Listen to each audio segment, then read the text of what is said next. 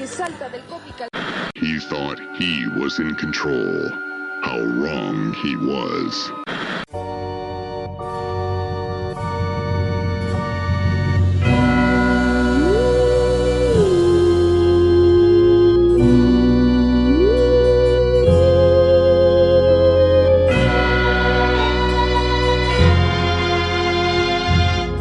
Hey, what's up? It's Shane with Dynamics Media, and I'm joined here with Stefan. That's me. And you're tuning into the Dark Side Drive-In, which is our horror-themed podcast where we cover movies from the 80s, sometimes 70s, and sometimes 90s. And I think the 90s is going to be a little more relevant here as we progress through the year. So I know we've grabbed some new listeners, and thank you for tuning in. You can find us always on Twitter, and then now we have Instagram. So I finally broke down, and Stefan kind of was like, hey, you need to be relevant, old man. So we got to get in the gram so people can slide into our DMs. Slide in our DMs. Surprisingly, that has happened, not in a weird way. People like promoting their things, which are, some of them are very cool. So thank you. So if you're doing something fun or interesting, let me know. I would definitely will check it out. Yeah. So if you're doing something that isn't fun or interesting, do not tell him. Yeah. I mean, you can still tell me and I'll still be very nice to you, but I won't look at it. But so you can find us, where our Instagram, is it a handle? Like, what is that? I don't know. It's the Dark Side Drive-In. Shocker. So I made a couple reels. That was new. That was a thing that I had to learn. So yeah, I think it's pretty fun. And then we have a Instagram for our main channel, which is Dynamics Media, where we are kind of like housing a bunch of other different projects we're doing. Nick is still, AGB is still streaming. And you can find him at twitch.tv/angry_green_balon. Yeah, so that's kind of like what's been new with us. Stefan, you got anything new with you? What's been going on? I did beat the absolute crap out of you in Mortal Kombat a couple of days ago. You sure did. Did you want to talk about that? Not really. Learn how to humble him, man. So well, it was fun. Yeah, so I'm very into fighting games, and a couple of us on the channel are. So is Stefan. We've always kind of bonded over that. And I've really let my skills slip in my old age. And Stefan came over. We actually watched Lifeforce together. And I set up my PC so we could play a couple fighting games. And he absolutely proceeded to just trounce me at Mortal Kombat 1, which is a great game. You did get me with smoke, though. You did get me with smoke. Yeah, I was like 1 in 10. So like, don't, I appreciate the trying to pump me up here, but I think the one that humbled you the most was Baraka. You really thought you had me with the Baraka. I really did, man. So, but yeah, if you haven't checked out Mortal Kombat, I highly recommend it. Very comical how gory the game is. I think they did a great job. So, yeah, I love it. I mean, I've been following Mortal Kombat since like, oh man, how's long? Has that been 30 years? 91, it's right? Been, yeah, I think 92 was when it came out in arcades, I think, and then 93 I think was the home release on like Sega Genesis and Super Nintendo for the first one. Yep. And I've definitely been playing since then. So any good movies? I know you have some good reviews coming down the pipeline, but eventually when we get there. Yeah, I'll finish this up sooner or later. I'm sure you will. Mm-hmm. I'm gonna do it. So, Lifeforce. So we'll get into it, but I just want to. I think we had some stuff we wanted to kind of get into before we. Oh, you want me? Yeah, I get it. Is that what you're trying to cue me up for? Before I told you about how I beat you in Mortal Kombat. Yeah. So, I did not expect I first saw this movie when I was in grad school. So I had this like weird, like elevated artsy position on like film. But now that like it's been, a while since then, I was like, man, there's a lot of like nudity in this thing, which I was not ready for at all. So in the future, I'll try to give a warning when there's a movie that contains this much like unexpected nudity. I think it is handled very well. And unlike something like, and have we said the movie Lifeforce, 1985's Lifeforce? That's the movie we're covering. I think you mentioned it briefly, but I don't think I actually said that's the movie we're talking about. But unlike something like The Howling 2, Your Sister is a Werewolf, where Sybil Danning did not want to do a topless scene and did one, and then the producers took advantage of it by putting it like 30 times in the credits. The actress who plays the space girl in this was more than happy to play her mostly nude role, except small instances where she wears like a see-through clothing robe. Yeah, well, she wears like a robe and then proceeds to just almost immediately remove it each time that we see her in it. Yeah, so I was kind of worried about that going into it, that if this was like really exploitative and we'd already sort of committed to it. But fortunately, it seems that Matilda May, the actress, was very comfortable with it, and to the point where there's like an anecdote I think Toby Hooper, the director, said, which was she was comfortable just hanging out on set, not wearing any clothes. And he's like, and on those days, there'd be so many carpenters and electricians on set. Like, it's like, oh, I get it. Like a bunch of dudes being creeps, but at the same time that she was comfortable with it. So you like to see that in a movie like this, because you never know, especially with like Hollywood culture, when it is a situation where someone's being exploited. And it's good to see that someone was just like completely comfortable with it and like content with the atmosphere. You like to see that in these kind of movies. Yeah. And I guess also she couldn't speak English. So she could not. Yeah. So she had to learn how to speak English through this movie, which is pretty interesting.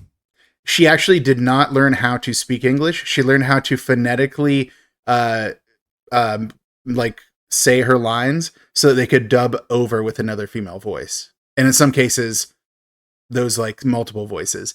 So that's actually never her voice that you hear. It's just one that they dubbed over because she only learned her lines phonetically. She did not know English. Which I think I told you about this before we started recording, but it was kind of an interesting situation because they originally wanted to cast a UK actress as this. They didn't want to do the nudity that's required. They were moving outside of the UK and they went to a bunch of German actresses that apparently like rioted or like had a mass protest about it. So those actresses like refused, but then they got the Matilda May, who is French, and she was just like, yeah, let's go. Totally happy with this. So, all right. Toby Hooper found his space girl, as they credit her as his space girl. Cool. Well, I think it's a good segue, just to pop into like the actors and actresses, because we're already kind of halfway there. So, why don't you give us a rundown of who we're going to be talking about? I can. So, Lifeforce. So the cast and crew getting started. I mentioned the director, Toby Hooper. The legendary director behind the Texas Chainsaw Massacre. Maybe you've heard of it. I haven't. You've heard of it. Get out of here. The first one so important that out of like the 4 disparate timelines in like the greater Texas Chainsaw Massacre universe, like the first one is the linchpin in 3 of the 4. Have you ever looked into the Texas Chainsaw Massacre timelines? How there's 4 different timelines? Yeah, I don't really understand it. I've never actually watched them in order. So I don't even I couldn't even piece that together if I wanted to.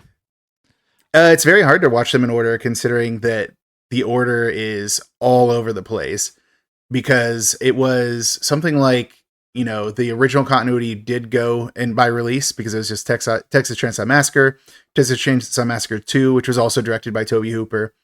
I can't remember what the third one was called. And I think the last one was The Next Generation. So those 4 were released in order. Then you had a brief period of time where they had a reboot and then a prequel to the reboot. So it's Texas Chainsaw Massacre 2004, 2005. And then there was Texas Chainsaw Massacre: The Beginning, which was a prequel to the reboot, released after it. So was it a pre-boot? I don't know, man. I don't know how they don't make it easy to follow this. And then the next one after that was, I believe, Texas Chainsaw Massacre, the original, Then there is Texas Chainsaw Massacre 3D, which I think came out in like the 2010s at some point, maybe 2013. Or no, it must have been before 2013. Or, it might have been 2013. And then there was 2017's Leatherface, which is actually a prequel to Texas Chainsaw Massacre.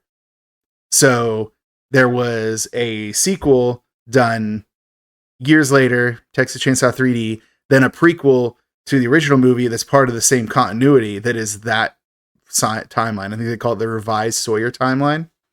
And then finally, there is the new one, the modern one, which is just Texas Chainsaw Massacre, the original, and then the 2022, like last year's Texas Chainsaw Massacre reboot that was done on Netflix.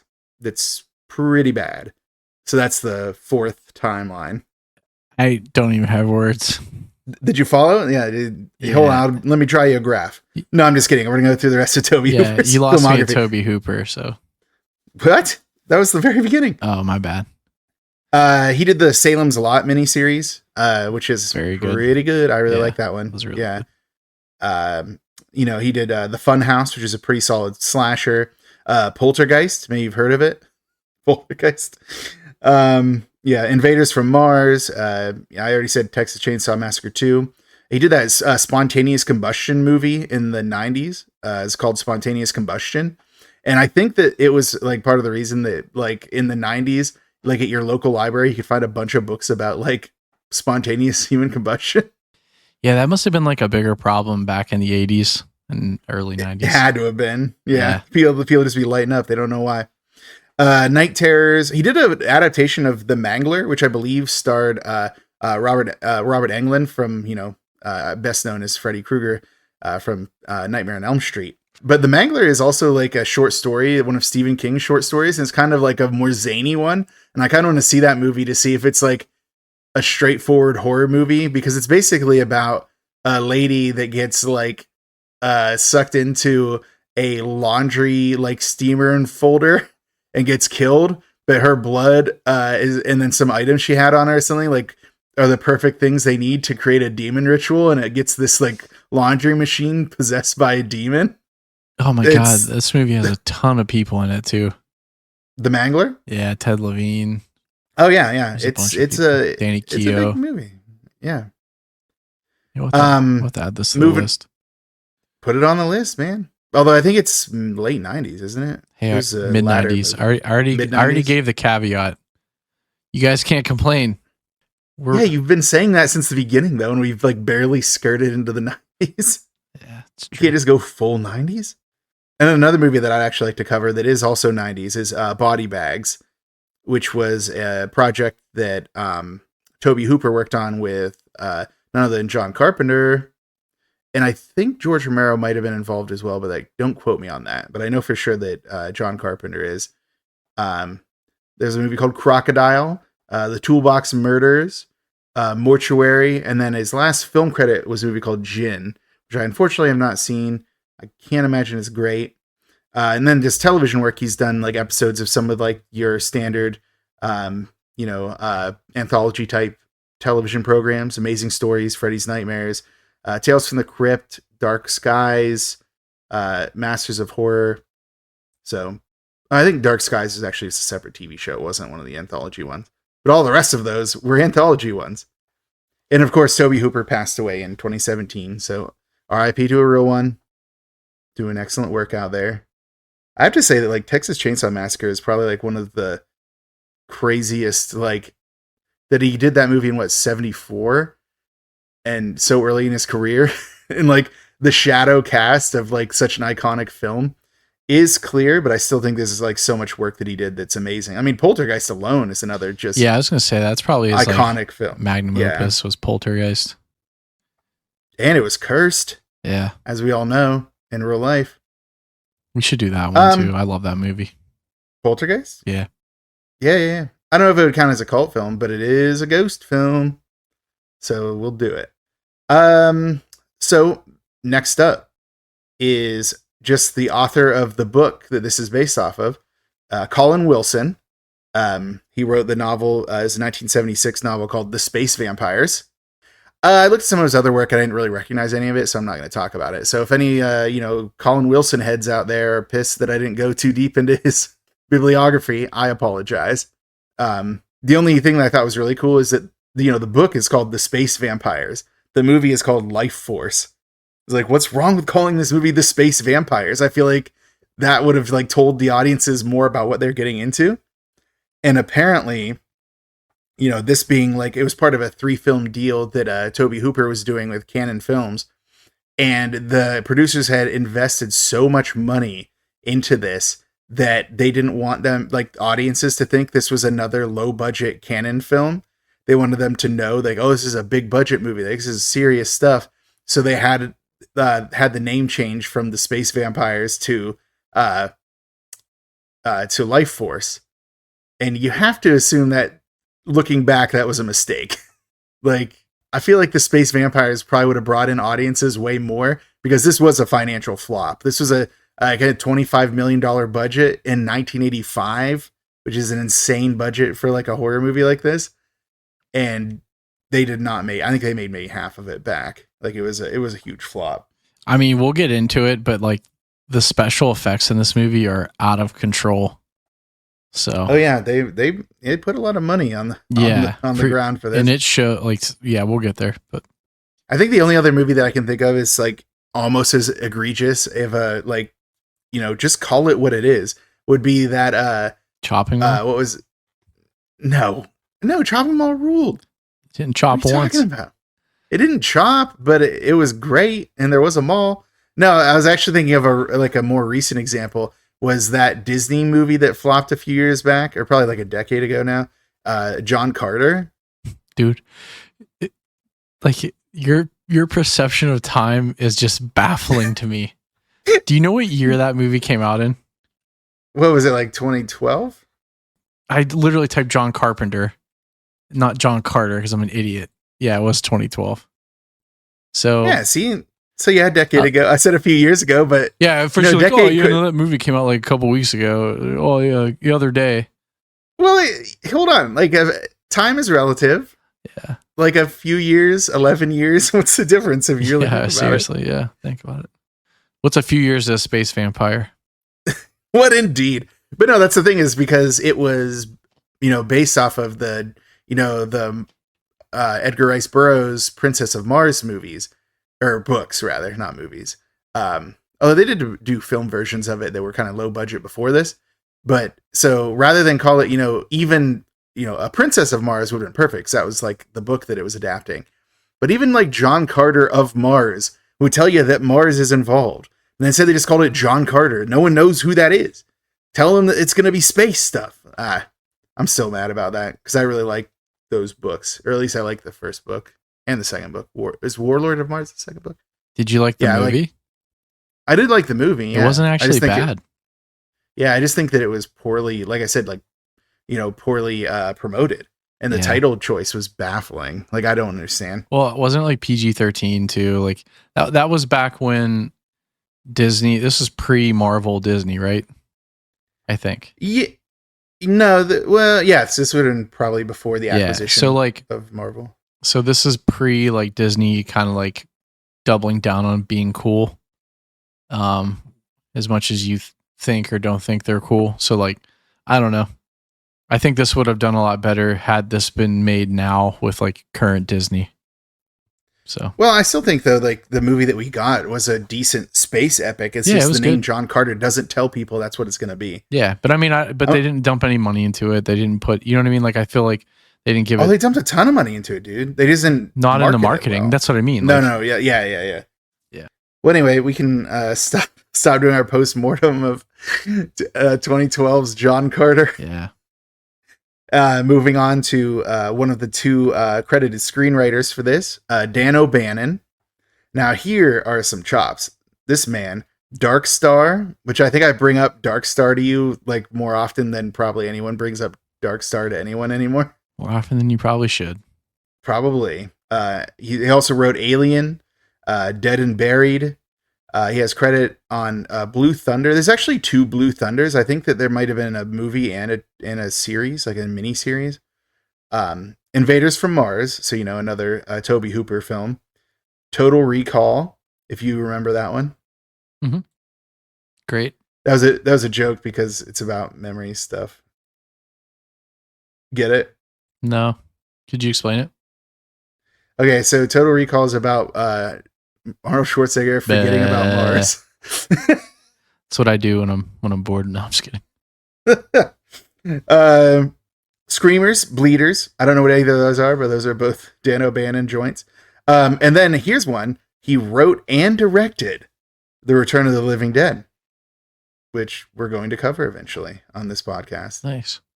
Maybe not today, maybe not tomorrow, but one day. On to the next writer, Don Jacoby. Although I saw him also credited as Dan Jacoby, so I'm trusting IMDb on this one that it's Don Jacoby. He's got credit also on Blue Thunder, both versions of Blue Thunder. The Philadelphia Experiments. He has a story credit on that, so you never know how involved he actually was. Death Wish 3, one of the stranger entries in the Death Wish franchise. Also Invaders from Mars. So you get the feeling that Dan O'Bannon, and Tobe Hooper, collaborated a few times here. Arachnophobia, the spider film. Double Team. Maybe you heard of this one. It's called Vampires. It's about John Carpenter having a movie about vampires. I love that movie. Don't even fucking don't.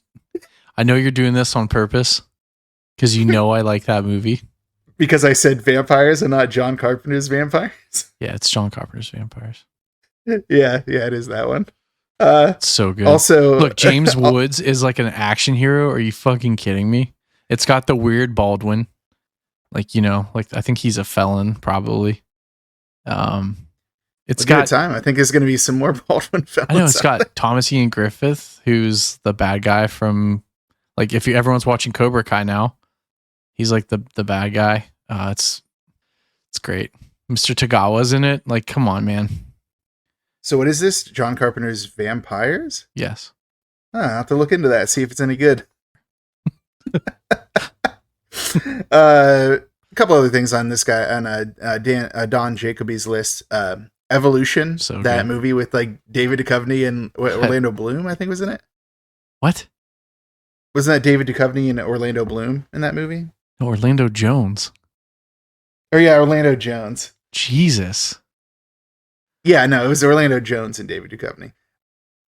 It's got Ethan Suplee, Sean William Scott. Don't even get me started on Evolution, dude. Oh yeah, I forgot Sean Ty William Burrell's Scott's in it. Ty Burrell, obnoxiously popular Modern Family.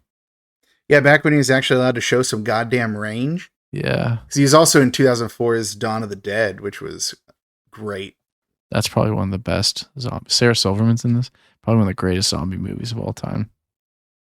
I love 2004's Dawn of the Dead? Yeah, I love that. It was so good. Dan Aykroyd's in this. I actually did like 2004's Dawn of the Dead, Pat but I Kilbane. do not like that it started some of that running zombie stuff, which is I do not care for running Julianne zombies. Moore. I think he's still going through the cast of Evolution? Yeah. Well, then you may be excited to know that he also did Alienators Evolution Continues, the animated sequel that took over after the movie. But anyways, music, Henry Mancini. And I think I bring up later that with the London Symphony Orchestra. So yeah, it's pretty full wild. orchestral accompaniment on this thing. Yeah, it was pretty dope. Yeah. And Henry Mancini has so many credits. In an effort to try to keep this to a reasonable amount, because I know that people want me to ease up on my credits. The Creature from the Black Lagoon, which rules. And I have a picture of it on my wall. Also, though, The Creature Walks Among Us, which is the third and final movie in the Creature from the Black Lagoon trilogy. Mm-hmm. Also, love that movie. And I don't know why. I've always loved The Creature Walks Among Us. It might just be because I loved the title when I was a kid. Keeping with the space theme, I did the music for Abbott and Costello Go to Mars. Breakfast at Tiffany's, which is a pretty good movie other than a very unfortunate white dude playing a Japanese guy situation. It's a great song. What is? Breakfast at Tiffany's. No, it's a movie. All right. I'm just going to leave the jokes to you today. There is a song called Breakfast at Tiffany's. Oh, I think I remember that film. I said, yeah, thank you. You fucker. I'll just have to I thought that you were you understood that I knew that there was a song, but you thought that I didn't, and then I couldn't not go with it. But no, yeah. But yeah, I'd say that probably the legacy, there's two legacies of that movie. One is the song, which was a pretty good song. And then there is the notion that Mickey Rooney did a horrifying impression of a Japanese man, which is a very bad legacy. That is true. All the Audrey Hepburn kind of got, sent by the wayside. The old Hep.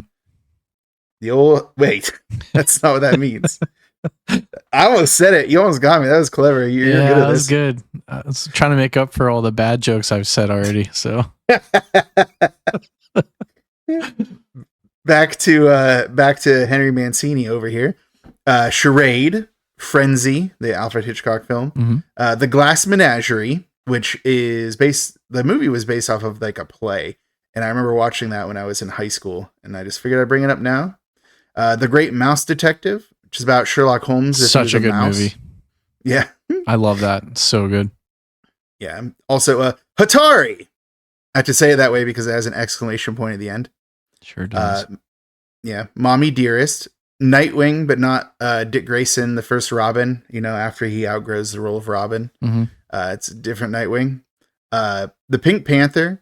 And also, several different iterations of the Pink Panther throughout he gets credited for. I don't know if it's him doing the music for each of the films or if they're just, taking his, classic Pink Panther, theme song and just running with it. So, yeah, so that's probably his claim to fame is he when you hear that dunna, dunna, dunna, dunna, dunna, dunna, dunna, that's him. He wrote that. That's him. Oh yeah. The movie with Steve Martin, right? What? The movie with Steve Martin. Huh? Yeah, and he talks about what? He can't say I would like to buy a hamburger. Sorry, I just can't hear you. Or what?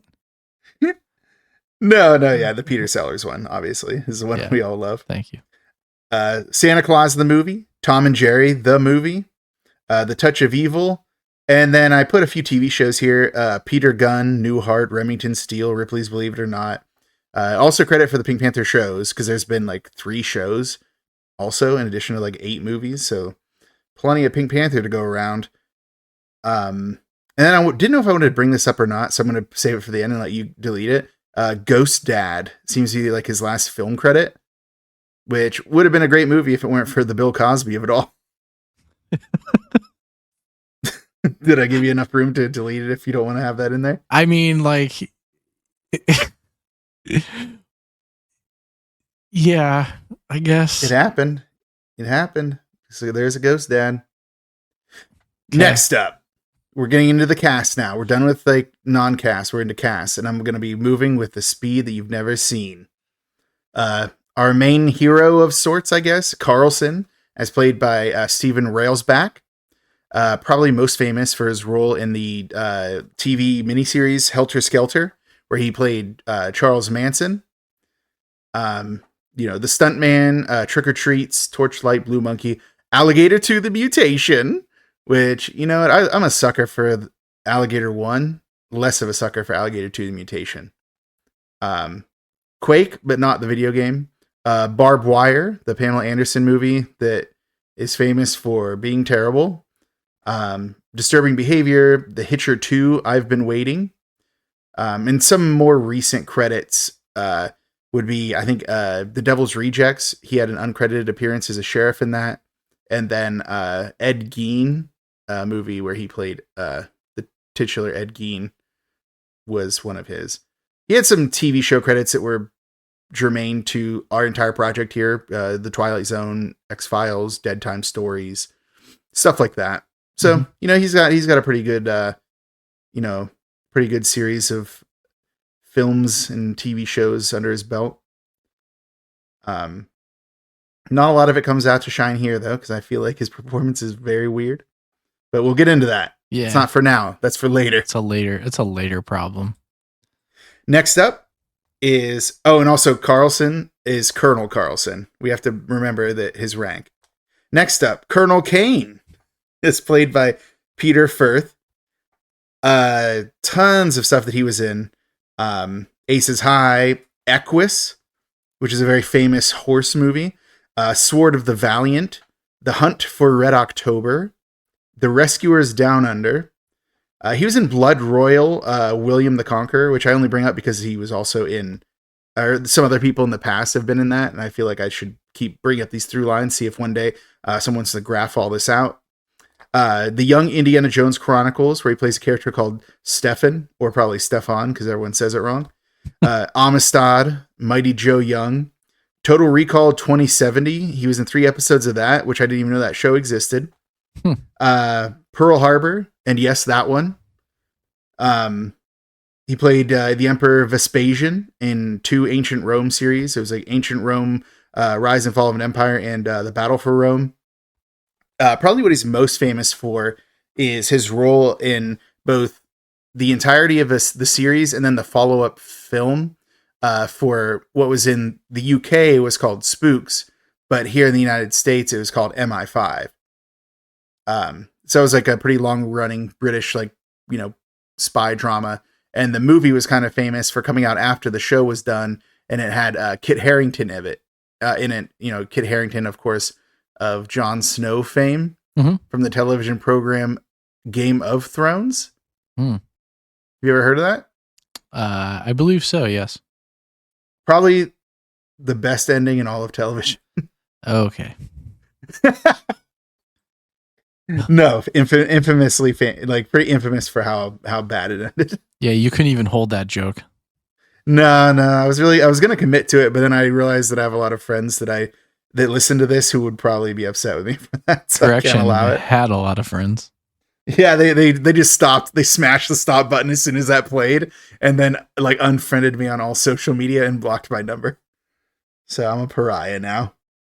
Onward to our, I guess, antagonist of sorts, the Space Girl, which is how she is credited, Space Girl, and it's how I'm going to refer to her from now on. The female space vampire, as played by Matilda May.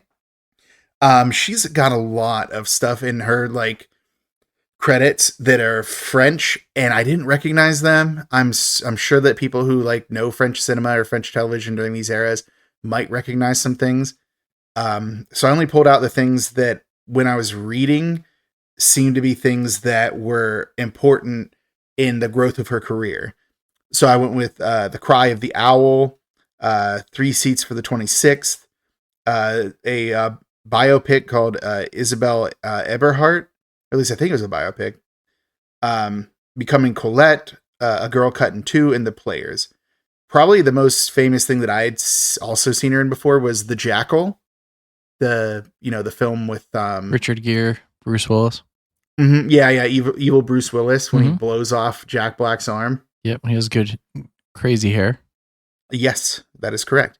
Yeah, she was in that.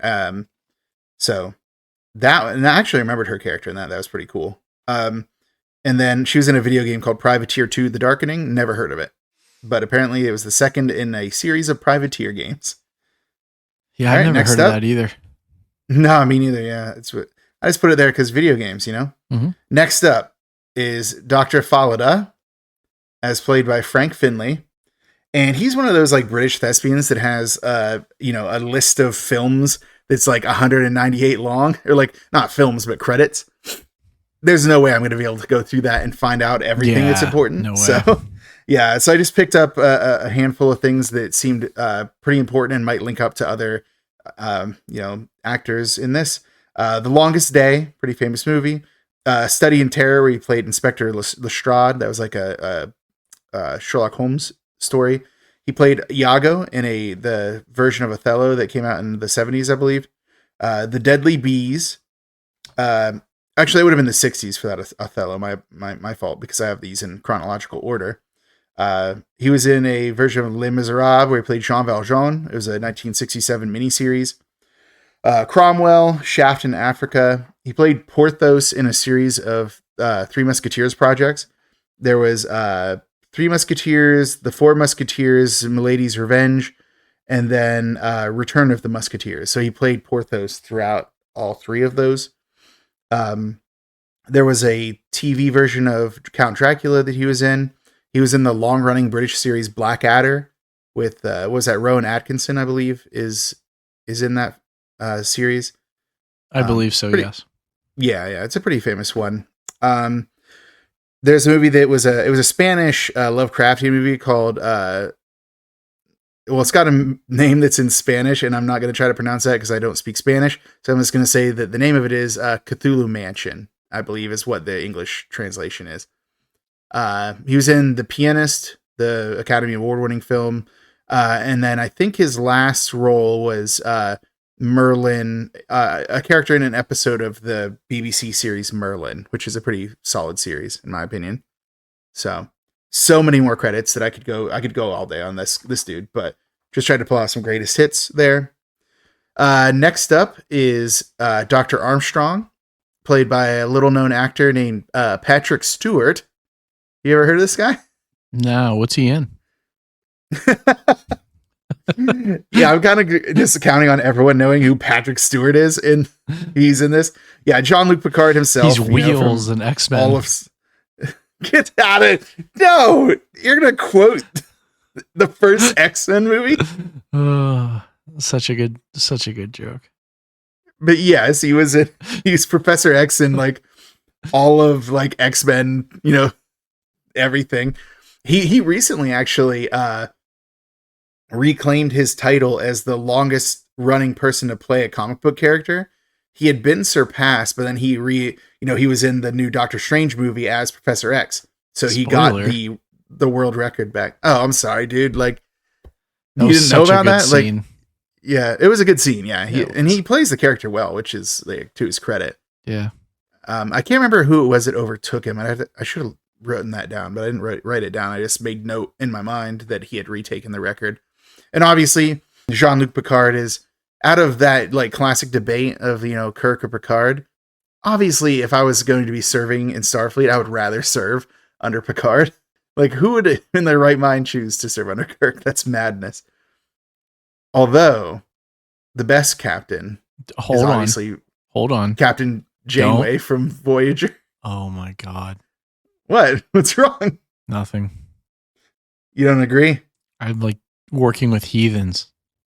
What do you have against Janeway? Not as good as Picard.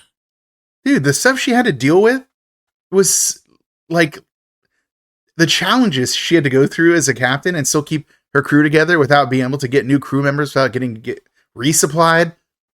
Dude, night and day. How many times was she a Borg and came back? I'm not done with Voyager yet, but it could happen. They've encountered the Borg many times. Just saying. She put a Borg on her crew. If anything, that even makes her uniquely qualified to judge the Borg because she like had one who's part of her crew. Anyway. Okay, can we agree on one thing though? No. On a whole, the cast was better in the Next Generation. Yeah, you're right. Like, think about it. Yeah. I think that there's a lot of great characters in Voyager, but you got motherfucking Reading Rainbow. You got Geordie LaForge after everything we've been through with him. You got Mr. Ripley's Believe It or Not. Jonathan Frakes. Trying to think of other stuff I can talk about people that I know of them from other things and don't actually quote who they are. I don't know, but the cast is better. Yeah, Data's amazing. No, yeah, I mean, there's no question, but I think that you might need to refresh yourself on how good the cast of Voyager is, because Voyager's cast is also quite good. But I'll give you the cast in TNG is so good that when Worf and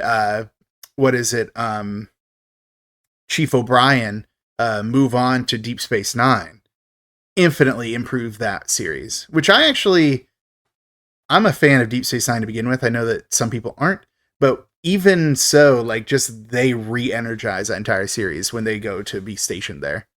But anyway, that concludes our Star Trek podcast. Back to I was gonna say we get stuck on these tangents so often. We should just like grab IMDb and just read and connect people. And just argue. Yeah. So although good. No, I just wanted to run through like the rest of Patrick Stewart's stuff, so we can sure. move on. Yep. Very underrated performance he had was in the A24 horror movie Green Room, where he played the skinhead boss of like this like band go to play at like this club that turns out to be a skinhead club. Very good movie. And he's got a really good sense of humor about himself. He's been in like American Dad for a while. He stars in a lot of Family Guy stuff. I think he's been in Futurama. Just video game wise, since we're video game people as well, Emperor Uriel Septim the Seventh in Oblivion. He played Zobek in both of the Castlevania Lords of the Shadow games. Felix the Reaper is a more recent one that was I didn't really care for it, but it has its fans. So like it's really interesting how like despite the fact that he's like a knight in the British Order, like he definitely leans into taking whatever projects he wants to do. So it's really like commendable as an actor. So go on. What were you going to say before I interrupted you with that? Well, so we always joked about having like a running segment on our, like on our show. And I really like, I hate like gamifying stuff, but I really like playing like, I don't know, like 20 questions or like some kind of like 6 degree of separation. And I think probably if we could figure out a way to not have our episodes be 3 hours long and do a fun like 6 degree of separation and pick like you have to only use like horror movies or something and pick like 2 people. I think it'd be pretty fun. Let us know what you think. But yeah, I'll forget if I don't say it now. So yeah, that'd be interesting. Yeah. Anyway, our next our next character is Bukovsky, who I didn't realize Bukovsky was a doctor until I saw that he was credited as Dr. Bukovsky. I thought he was a colonel. It seems like everyone in the military is a colonel in this movie. But no, like he just seemed like he was like a government, like a bureaucrat. He didn't really seem like a doctor to me at all. Which we'll cover obviously in the actual synopsis. But he's had a lot of credits. We've got he was also in both the Three Musketeers and the Four Musketeers, which I had mentioned, when I was talking about the actor who played Dr. Falada, Frank Finley. He was in Warlords of Atlantis, For Your Eyes Only, Ken Russell's The Devils, which is a pretty good one, a 1992 film version of Frankenstein. He was in an episode of the Hammer House of Mystery and Suspense. So, obviously Hammer Films, a part of that. Some really interesting TV film projects. Warrior Queen, an adaptation of Boudica. Ivanhoe, Jack the Ripper. And he unfortunately passed away in... Hold on, let me see what year that was. 92. Was it 92? Mm-hmm. Yeah, he'd unfortunately taken his own life, which is devastating to see because he's a great actor. And then obviously, even if someone wasn't a great actor, you want to see that happen to them. Not at all. So yeah, it's sad to see. Next up is the Home Secretary, who they called him Home Secretary Percy, and I don't even know if Percy's his first or last name. I just call him Home Secretary throughout, as played by Aubrey Morris. He was in The Night Caller, The Sandwich Man, A Clockwork Orange, Blood from the Mummy's Tomb. Now, remember this, Blood from the Mummy's Tomb. Keep that in mind. That's an older Hammer film from the 70s, I believe. He was in The Wicker Man, the good one, not the Nicolas Cage one. I know some people would disagree and say the Nicolas Cage one is good. They're wrong. The original Wicker Man with Christopher Lee is amazing. The bees. Yes, the bees, indeed. He was in the second Tales from the Crypt movie, Bordello of Blood, which was an inferior Tales from the Crypt movie, but there he is. And here's where I was going with that last thing, though. He was also in Bram Stoker's Legend of the Mummy, which is based off of the same Bram Stoker story that Blood from the Mummy's Tomb was, which he was also in the 70s, the Hammer film. Which one's And this better? one was like, I've never seen either of them, and I need to now. But it's just so funny to see an actor who's in like two like adaptations separated by 30 years of the same like obscure mummy story. Like, that's such a weird idea to me. I mean, I guess it's not that crazy. Like once you're in a genre or something like that, you get called up for these things. I just think it's so funny that like literally two adaptations of the same story, and he's like, gotta be a completionist about this. I want to see Aubrey Morris's name in every adaptation of this Bram Stoker story. But yeah, he's also, TV credits. Tales from the Crypt is a popular one, as we've seen. Babylon 5. He was also in It's Always Sunny in Philadelphia, which I'm so curious about what episode he's in, because I think he passed away in 2015. So that would have been... Well, I guess that show's been on for, 15 years now? He's in Psycho Pete Returns. Oh, I remember that episode. Yep. Season 10, episode 3. Okay, I didn't know that. How were you able to look that up so fast? You just have the internet queued up for when I have lapses in memory? Don't worry about it. Don't worry about it, bro. Next up is First Male Vampire. And there's a second male vampire, but I don't bring him up because he doesn't have a Wikipedia page, so he gets overwritten. This one is played by Chris Jagger, the brother of a famous musician named Mick Jagger. Have you heard of this guy? Only from that song, the Kesha song. Oh, I don't know that song. What is that song? Don't worry about it. Moves Like Jagger? No. No. Bad.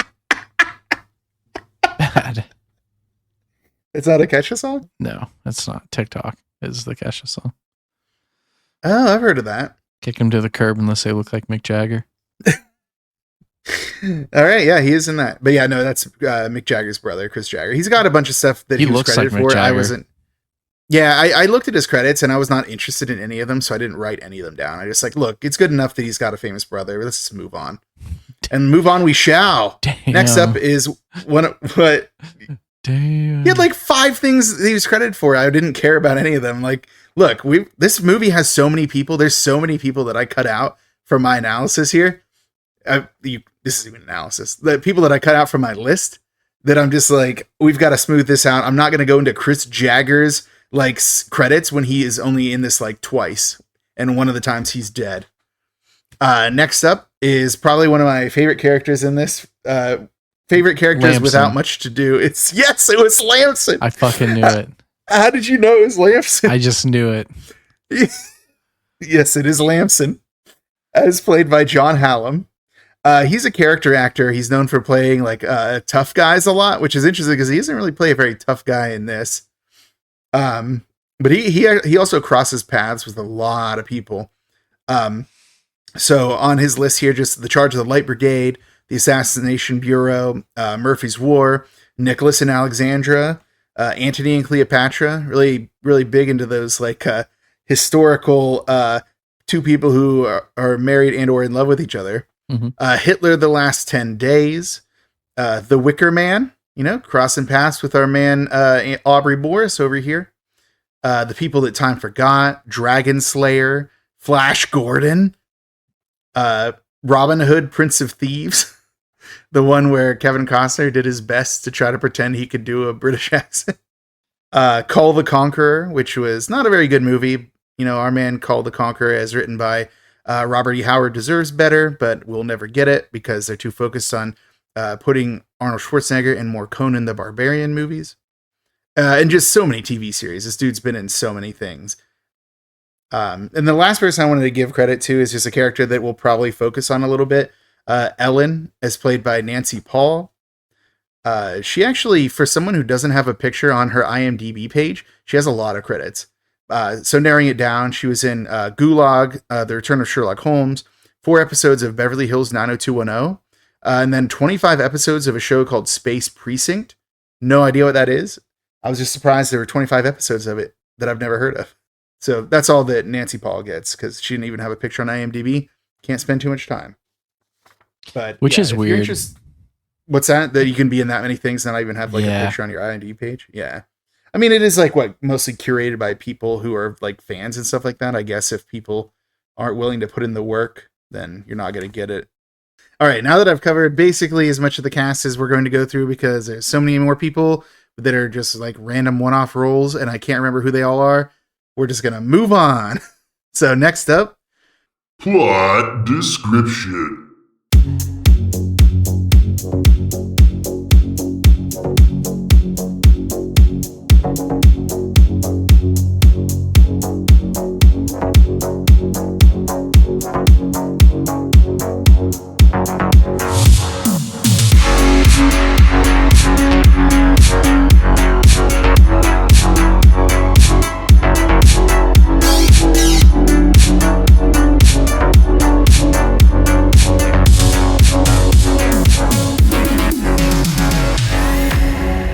Put an effect? Yes. Did you put an effect on that? I did right now. You missed it. Yeah. I knew you'd do it. I could count on you. All right. So this is what our longest movie yet that we've had to do. It's like just shy, like 5 minutes shy of like 2 hours. So I'm going to move through this plot description with the celerity that will astound. So. And I promised I will do my best to not interrupt you, to keep your flow going, but I came to some realizations today, like in preparation for this episode, that I have to bring up. Like, do you want to bring them up now, or do you want to bring them up when we get there? Because it's a little bit of a reveal, and I don't know if you'll cover it, but I know in the movie when it happens. So, all right. Opening credits. The Cannon Group, which I mentioned earlier that it's the Cannon Group, but you love to see it because most of their stuff is low budget and fun. And this one, they decided they didn't want to be called the Space Vampires for some reason. Anyway, we get a rousing, sweeping orchestral music as we look at some rocks. I don't know if it's a planet. I don't know if it's a meteor. I don't know what it is, but sure is nice to have that score. And we will see later on in the credits that it's because it's the London Symphony Orchestra. Maybe you heard of them.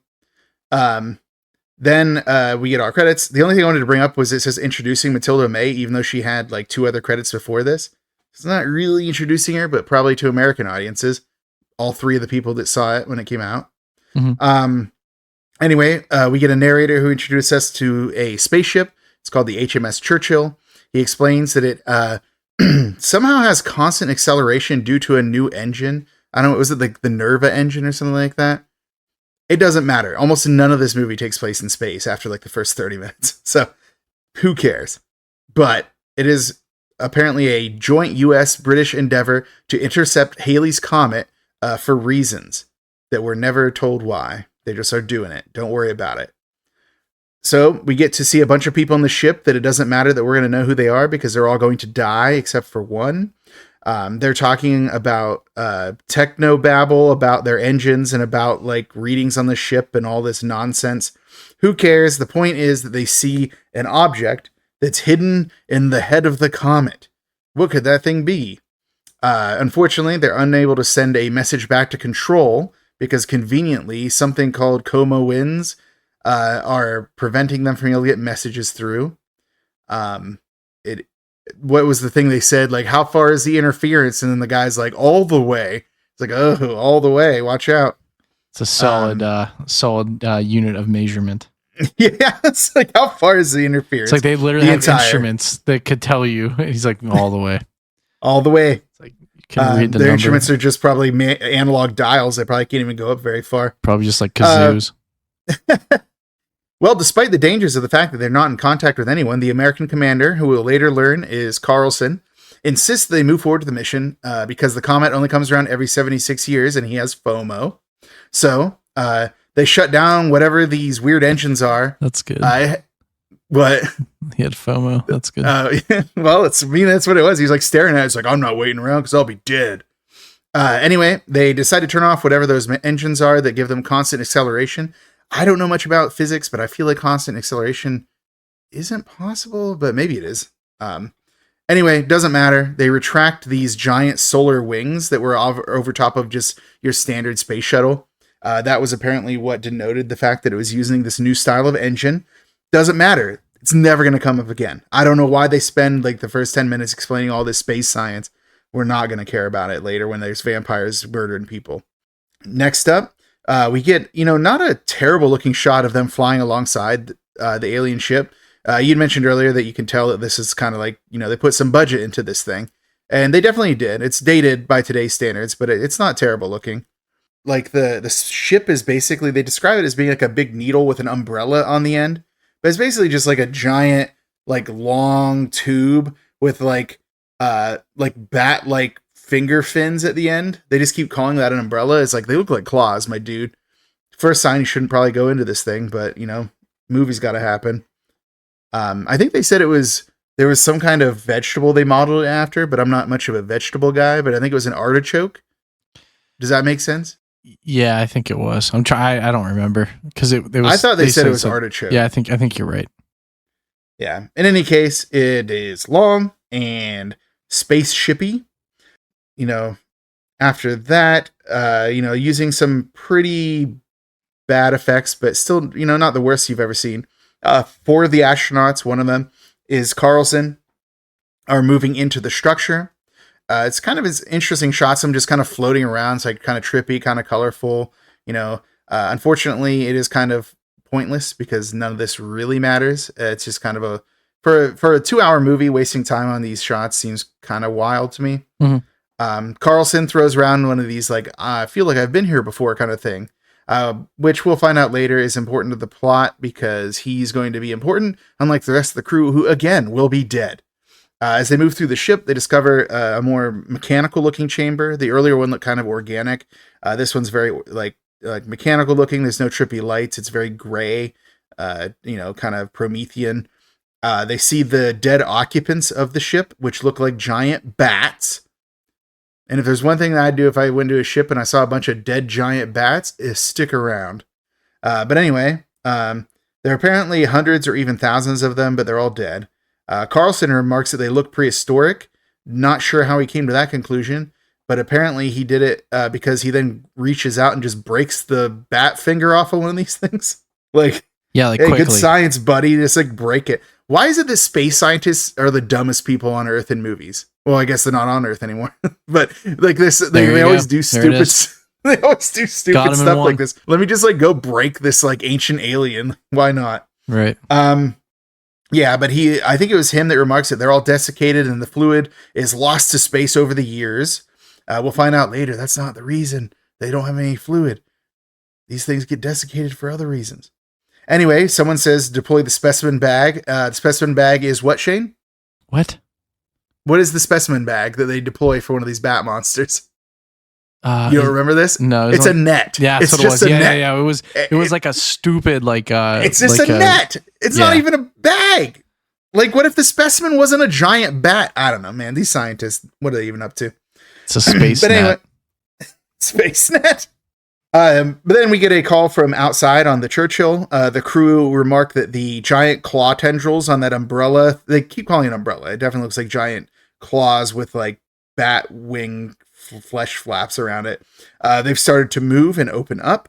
And at the same time, where the astronauts are on the inside, a huge circular door with bright lights open up. No one decides this might be a good time to leave. So they, Carlson, Carlson's asking the radio operator on the Churchill to scan it, but apparently it is not metal and it is radar transparent, which seems crazy, but I guess it isn't either of these things. The boarding team moved towards the open chamber with the lights glowing in it that opened when they got in there and certainly isn't some kind of trap. When they enter the room, they see a series of what look like little pod containers, but only 3 of them seem to contain actual, bodies in them. The rest of them are all like, you can kind of see that they're also similarly desiccated corpse to the bat monsters outside.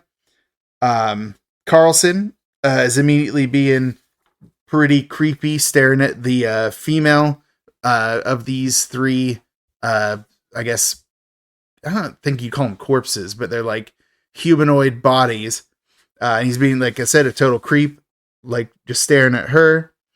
Convenient shadows preventing us from seeing full dong on the men, which is by design, apparently, because male nudity is not permitted, but apparently full frontal female nudity is. Which is true. Apparently, it would have been rated X if you had seen wieners. Yeah, and I think even then they still have to limit like how much they can show. That is true. They did remark. There's a couple shots I'll get to where they had to like alter shadows even on Space Girl in order to ensure that they didn't get like an X rating. Which is crazy because most of her nudity is just her walking around. But anyways, all of the men are seemingly hypnotized. What is it? Carlson says something like it's a young girl, and the Churchill is like, "Yo, what you talking about? Are you saying they're human?" And then one of the other dudes, I think his name's Darebridge or Danbridge or something like that, he's like, "Definitely humanoid." It's like, all right, man, let's just pump the brakes a little bit because he's getting real creepy. And he says something like, "She looks perfect to me, and I've been in space for 6 months." Which one of the women on the crew like kind of rolls her eyes at him, like, okay, buddy. Title card: 30 days later. The Churchill's on approach, but it's radio dead? What could have happened to it? Unable to be hailed by, what is it? Research Science Control or something like that. Is it RSC? Great Britain? Anyways, they're calling him up. That's when we get introduced to Bukowski. He's our main British guy who, again, is a doctor, but seems more like a bureaucrat. He's in charge of the Space Command. What is it? They decide to dispatch the Columbia in possibly the funniest way that the Columbia's ever been dispatched on a rescue mission, which is one of the guys comes in and he's like, "Columbia?" And he's like, "Columbia." And then cut immediately to the Columbia flying off on its rescue mission, which was a shot that you did not enjoy, if I recall. No. Because the Columbia is like going in completely upside down, which I know is a stylistic choice to show us that gravity doesn't matter here. But yeah, it's kind of off-putting. Well, it was just like, okay, you could show the ship upside down outside. But like, yeah, but they actually show the interior of the ship upside down. And also the entire time. Like later on when the other ones are inside the ship and they cut back to the guy who's outside the ship in the Columbia, still upside down. But meanwhile, Bukowski, he's in his office. He's watching the rescue mission on a wall of several TVs, which, let's have a discussion here. This is supposed to be the future, but these are all like old-timey TVs. These aren't like flat screen plasma TVs. It's just one of those times where it's like jarring that they even tried to pretend that this was in the future. Right. Because everything after this spaceship nonsense could literally just be then. Could have just been the 80s. I don't understand it. But that doesn't matter. I guess the Columbia doesn't have the Nevis or the Nerva drive or whatever, because that's the thing that gives artificial gravity to the Churchill. Right. But anyways, there's a breaching team that go in and they see that the inside of the Churchill seems to be burned out. The Columbia helmsman back on the ship says, "Houston, we have a problem." Yeah, no kidding, dude. That's why you're there. One of the guys is going to go to the tug bay. Which was funny because it's not Houston, because they were in London. We have a problem. Yeah, it is funny. They were dispatched by the London, the British version of it, but it doesn't matter. He says Houston, we have a problem because that's what people recognize. Maybe he's just being like kind of sassy to them in London. Perhaps. Like, yeah, okay, it's not Houston, dude. Anyway, sudden burned up corpse jump scare. All of the crew are dead and they're all burned up corpses.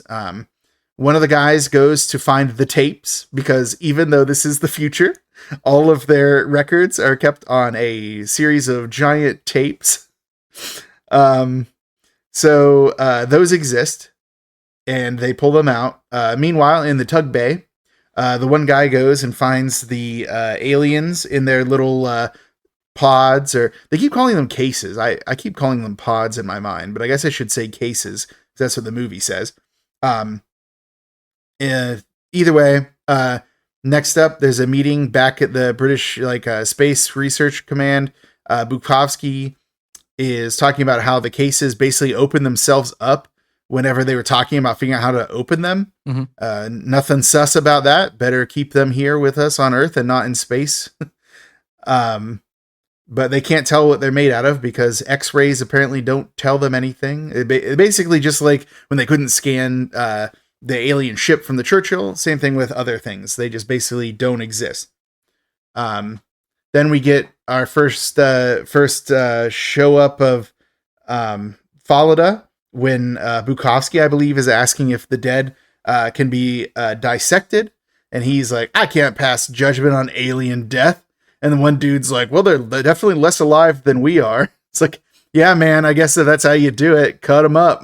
Like, go for it, buddy. Back in Bukowski's office, one of his many TV screens are on the news. And yesterday, apparently in Hong Kong, gold closed lower. That's one of the things that it says. And it also talks about West Germany, which is weird because West Germany apparently once again in the future exists. No just foresight. One of those times. Yeah, they could have just said Germany. Like we could have just like hoped for the best. In any case, for some reason, the news dude decides to go on a thing, like a whole tangent about Halley's Comet and about how comets were once harbingers of evil because disaster is Latin for evil star. Which I don't think that is necessarily referring to comet. I thought that was just to like the stars in general. If like to be born under an evil star, but whatever. It's just a way to foreshadow that something bad's on the way, as if we didn't already know that. And then he also talks about how that could be a sign that something went wrong with the Churchill because it's missing and everyone's probably dead. True. And then some of the scientists were in the room where they're keeping the space girl now outside of her little pod. I don't know why they were in there because they definitely weren't dissecting her yet. But they leave and leave one of the soldiers there. Or he was leaving with them, right? And then he turns around and comes back in. Yes. Yeah, he's basically hypnotized. Like anytime the dudes are around this chick, they just get like hypnotized. Like Space Girl hypnotized all men all the time. So the sweaty soldier moves back in. Oh, by the way, I call him the sweaty soldier because he is like the worst fop sweat of all time throughout every scene we see him in. Like constantly. Yes. Yeah, 100%. So he goes in to cop a feel on Space Girl when suddenly her eyes open up. She's not dead. She sits up, and she like, does she like just start making out with him? No, she kind of like hypnotizes him more and like stands, and then that's when Bukowski wakes up and sees it, right? Well, in the camera. Well, yeah. Because Bukowski has his TVs that he got from, I guess, a Zenith. Yeah, and he has all of his old timey TVs there. So yeah, when he wakes up from his nap and sees Space Girl is now standing up, just in front of Soldier Guy, Sweaty Soldier, and oh man, something's going on. So Bukowski, decides to run out of the room. Then Space Girl gives Sweaty Soldier, a big old kiss. And then after the initial kiss, she goes in for another. And this is when like the lights start to flicker and we get some like crazy animated energy swirls flying around while she's like sucking the energy out of him. Right. The life force, if you will. Aha. But yeah, so Bukowski runs in and Sweaty Soldier is standing there, but now he's all shriveled up and he's a husk and he's making all kinds of weird braying noises, which I think is kind of fun. I don't know how else to describe whenever people are shriveled up into like basically mummified human corpses. They like kind of bray like donkeys, sort of. They did such a good job with this. But there's not a lot of time for Bukowski to react to the fact that Sweaty Soldier is now a desiccated human husk because Space Girl comes in and gives him a kiss and starts sucking up his energy. But I guess she's not as hungry this time because he survives this one. He doesn't get fully, corpseified. So at that point, Falada, he comes into Bukowski's office and sees that Space Girl is standing on the screen. And he does the reasonable thing and gets some guards and other doctors and stuff to come with him. Right. Like when he comes in, he's coming in with basically an army, but he's too late. Bukowski's there and he's already like, all messed up and says that she's gone and says that she did that, pointing to the desiccated corpse of what was formerly our Sweaty Soldier. Falada, being a reasonable person, calls security to be on the lookout. And he says, don't worry, a naked girl isn't going to get out of this complex. Spoiler alert, she will. Long scene. Oh yeah, by the way, she's been naked basically this entire time. When she stood up, fully naked, running around. Which I guess is the point of that, is to show like, oh, that's why these men are hypnotized, because naked girl. It's like, well, I guess so. Or just like her vampire powers. There's just like several scenes of her just walking through the complex. There's that old guard who's like sitting there, like eating a sandwich or something. And he just sits there like mouth open, eyes wide while she walks by. It's like he was too stunned to do anything about it, and watches until finally he just does a call on the radio. He's like, "You're not going to believe what I just saw." So next, sorry, go ahead. Are you going to get into later of why they look the way they do? Yeah, it was to why they look like humans. Okay, cool. I'll bring this up later then. Great. Yeah, I mean, if you want to spoil it now, I was just going to bring it up whenever she reveals the truth to Carlson later. But if you want to get into it now, we can. I think we can wait till later. It's not really a huge spoiler. It's not why it is that way, but it kind of explains what's happening. Like, you mean just how all the men are basically like hypnotized or stunned or like yeah. But because apparently only straight men existed in 1985. Yeah, but so here's what was weird. Okay, so and we'll just get into it now. So the reason she looks the way she does is because she, like, their species, they're able to like enter the minds of like people and then alter how they look. So I think they always look like the bat things. And then you don't think they've actually changed form? You think that they always look like the bats, but they are using people's perceptions to alter their appearance? That's what I think, because if she looks the same to everyone else, even though she got her right. I mean, we're just going to spoil it. She got her look from Carlson. Correct. So she looks to everyone the way that she does to Carlson. It's not like it's just to him that she looks like that. Right. But I mean, like, but I'm saying, like, I think, like, I don't know if they actually alter their appearance or if they just give off that, like, if it's like a cloak or like a costume. Yeah, I mean, it's sort of hard to tell because they definitely changed their forms other times. Correct, because they can bounce between bodies and stuff. So like it. Well, and they don't have to be naked either. Well, so this gets into my point of what I thought about today. It's like, okay, they literally went and, like, even the guys on the ship even were making comments. So they literally copied, like, think of like people stuck in space for 3 or 4 months or however long they were on that trip to Halley's Comet. Well, I guess it was 30 days. So like, of what that would do mentally to like Carlson and the other people on the ship. But what was weird was then why were the guy vampires existing? Like, whose mind made them, right? So I thought that was kind of strange because like all of them took on forms of. Well, that's difficult to say because there were female crew members on the Churchill. So some of those women, they could have gotten that appearance from those women. But then why weren't they connected like Carl? So I feel like that's why Carlson and this girl were connected, is because she kind of like mind melded with him and was like, I'm going to make so like he has to, like, I don't know. It was weird. Yeah, I feel like it doesn't hold up to scrutiny because I kind of just gather that they just, because she specifically says she came from Carlson's mind. Like I am the woman that exists in the recesses of your mind or whatever. Right.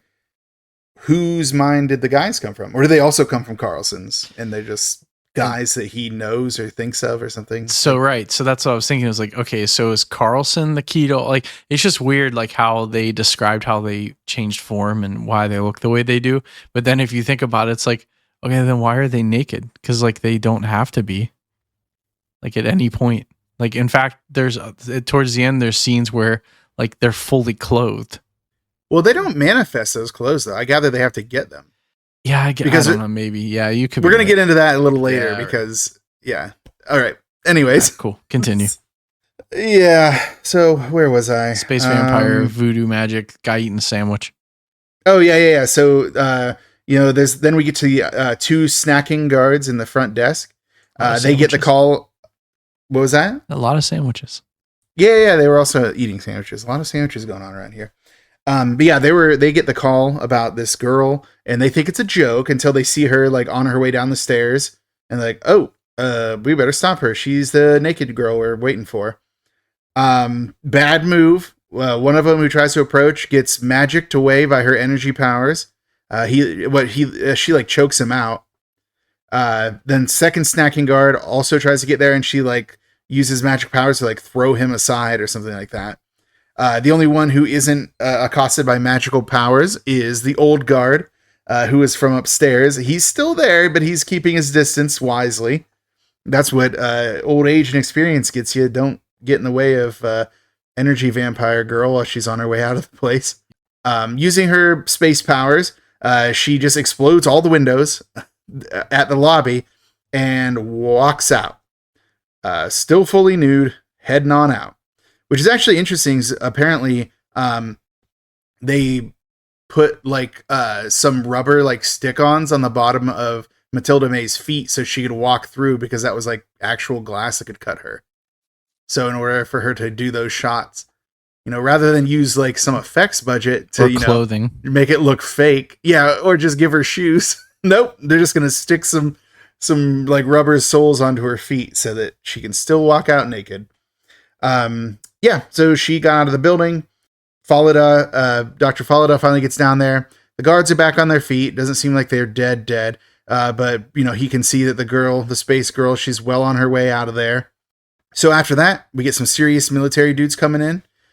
You can tell they're serious military dudes because one of the dudes who's they're taking some pictures. They seize his camera and take the film out of it. Say no pictures. The main one is our dude Colonel Kane.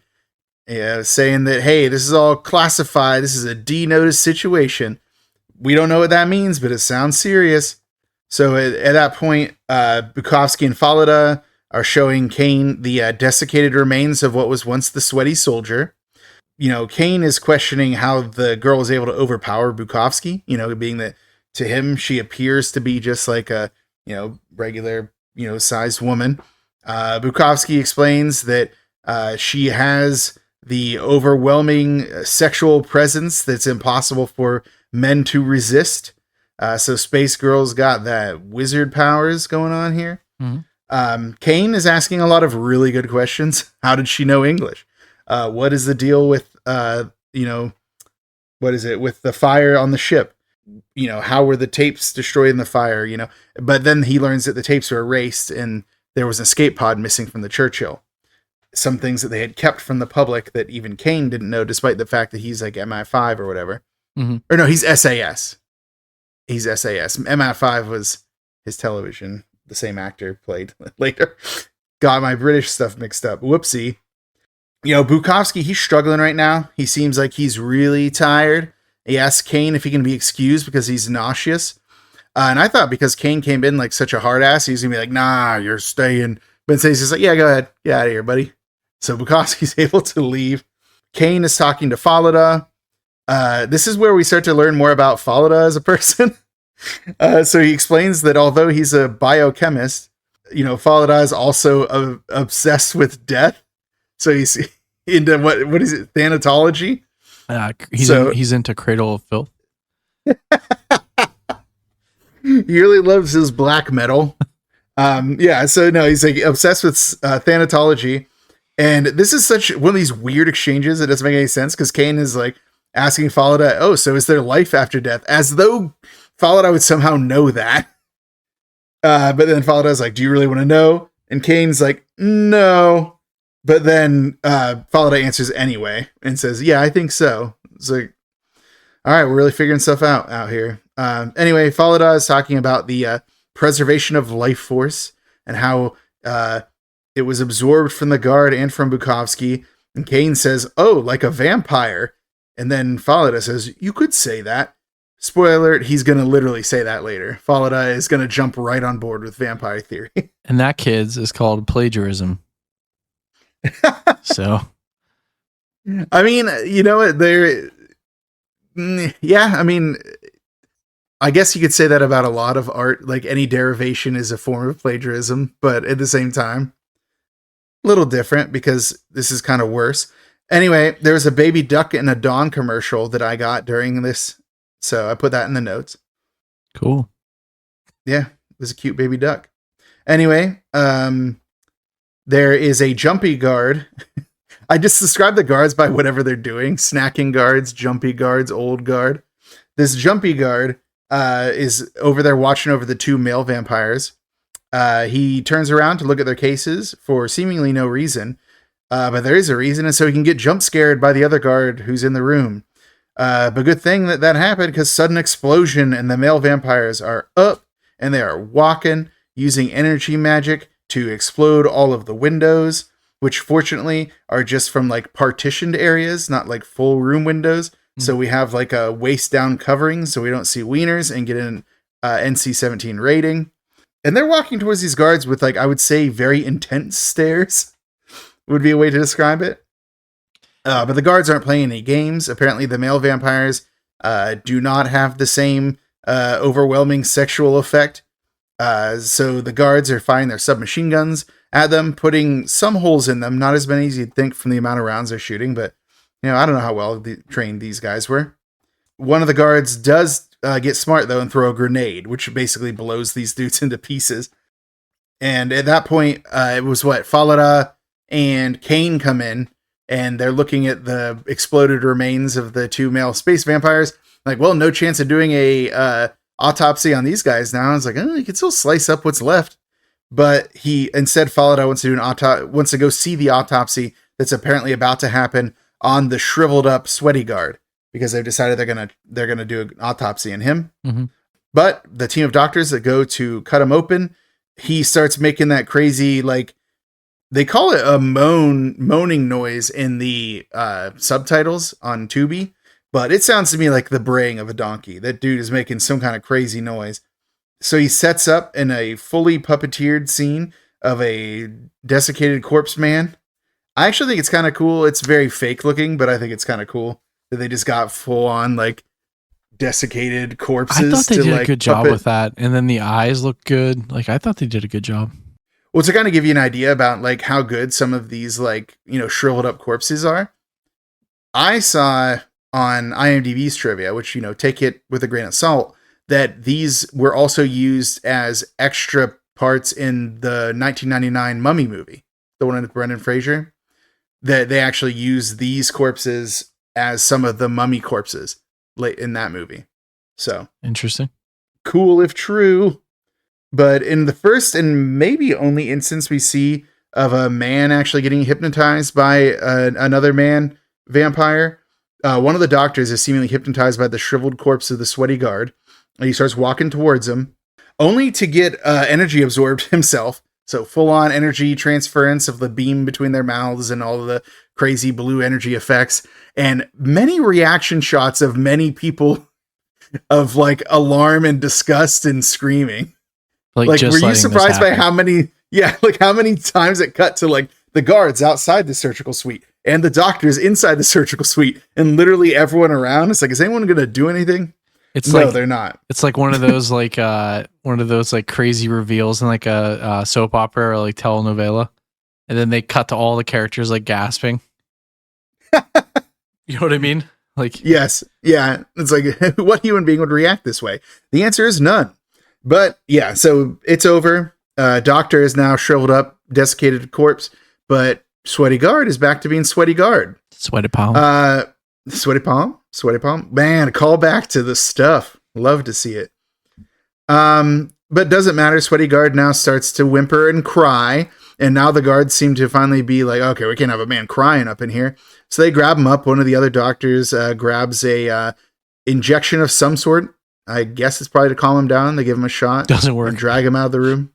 What was that? It, doesn't work. No, it does nothing. Well, I mean, I guess it would probably take a while to go into effect. But he's a vampire, I guess. Well, yeah, he has that extra skills, as we know from later when they try to use hypnosis drugs. Spoiler alert coming up. Yes, so because of this, Falada realizes that the space vampirism can be passed on, and he deduces that it takes 2 hours for them to come back. So he says, we got to put all these dead people into cells, because they're going to come back. Smash cut, dead girl in the park. Well, I guess there's not really a cut. Someone's like, hey, there's a dead girl from the park who's showing these same symptoms. So then they go out to the park, cops are there, and then this is where I was telling you that it seems like the space girl does need clothes, because she took the clothes from this girl who she absorbed, because she's now a desiccated corpse over there. They get some witness statements from two like youths who seem kind of pervy because they saw that one of the girls wasn't wearing much in the way of clothes and made some assumptions and came back to see if they could see them, quote, doing anything. Instead found a corpse. So way to go, guys. Your perversion led you to find a dead person. Yeah, and that's when they're like, oh, because this girl is, this dead girl is, naked. Space girl now has clothes. The opportunities for her to move on are endless now. Back at the lab, 2 hours have passed. And at this point, the Home Secretary has arrived. Home Secretary Percy. He's there with Kane to witness the ensuing nonsense with Kane and Falada. Sweaty Guard is, starting to... He still looks like Sweaty Guard, but he's now growling and he's getting extra sweaty. Suddenly he re-desiccates, back into like the corpse mode, which Falada predicted because he says the victims will need regular infusions of energy. Sweaty Guard will no longer be sweaty because Falada, he takes like some kind of pipe and just like pokes Sweaty Guard's desiccated corpse and then opens him up to find that in the inside he's all dust, which is kind of messed up. He's just like, all right, time to start poking this dead guy. Yeah, just dust in the wind. Yeah, I mean, that's Falada, renowned biochemist and also a thanatologist. And Kansas fan. Yeah. Oh, because of Dust in the Wind? Yeah, it took you a second. I thought you meant Carry On My Wayward Son. Oh, man. There'll be peace when you are done. Down the hall, the doctor is back up as a walking corpse man. But when he turns around and sees some juicy humans with energy, he runs at them only to explode into dust when he hits the wall of his cell. Like it's not really bars. It's more like chain link fence. Like it looks like they put them in a supply closet downstairs. Yeah, like what are those like in your apartment? Like the like the cage. Yeah, the storage unit cage that I have in the basement. Like chicken wire and plywood. Yeah, like how is it supposed to keep these guys out? That'll hold they're them. Dust. Yeah, fortunately they're dust, so it will. Yeah, so the doctor just runs at them and then explodes into dust. He's gone. So yeah, Falada says, oh, well, that means the same thing will happen to the girl from the park in approximately 1 hour, which tells us how long it's been since the park. So this time they decide to hook up her corpse to a bunch of monitoring objects in order to see what's going on here. She does wake up once the 2 hour mark is there. She tries to struggle, but she's like, fastened down. The machines are going crazy with their readings and they start to explode.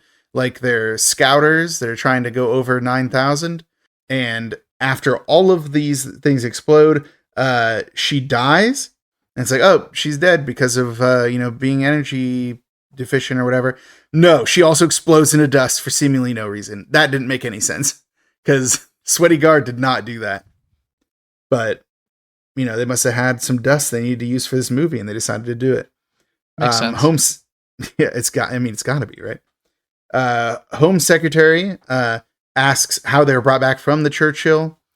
Kane says they have no way of knowing, but then Bukowski is here and he says that's about to change because we found the missing escape pod.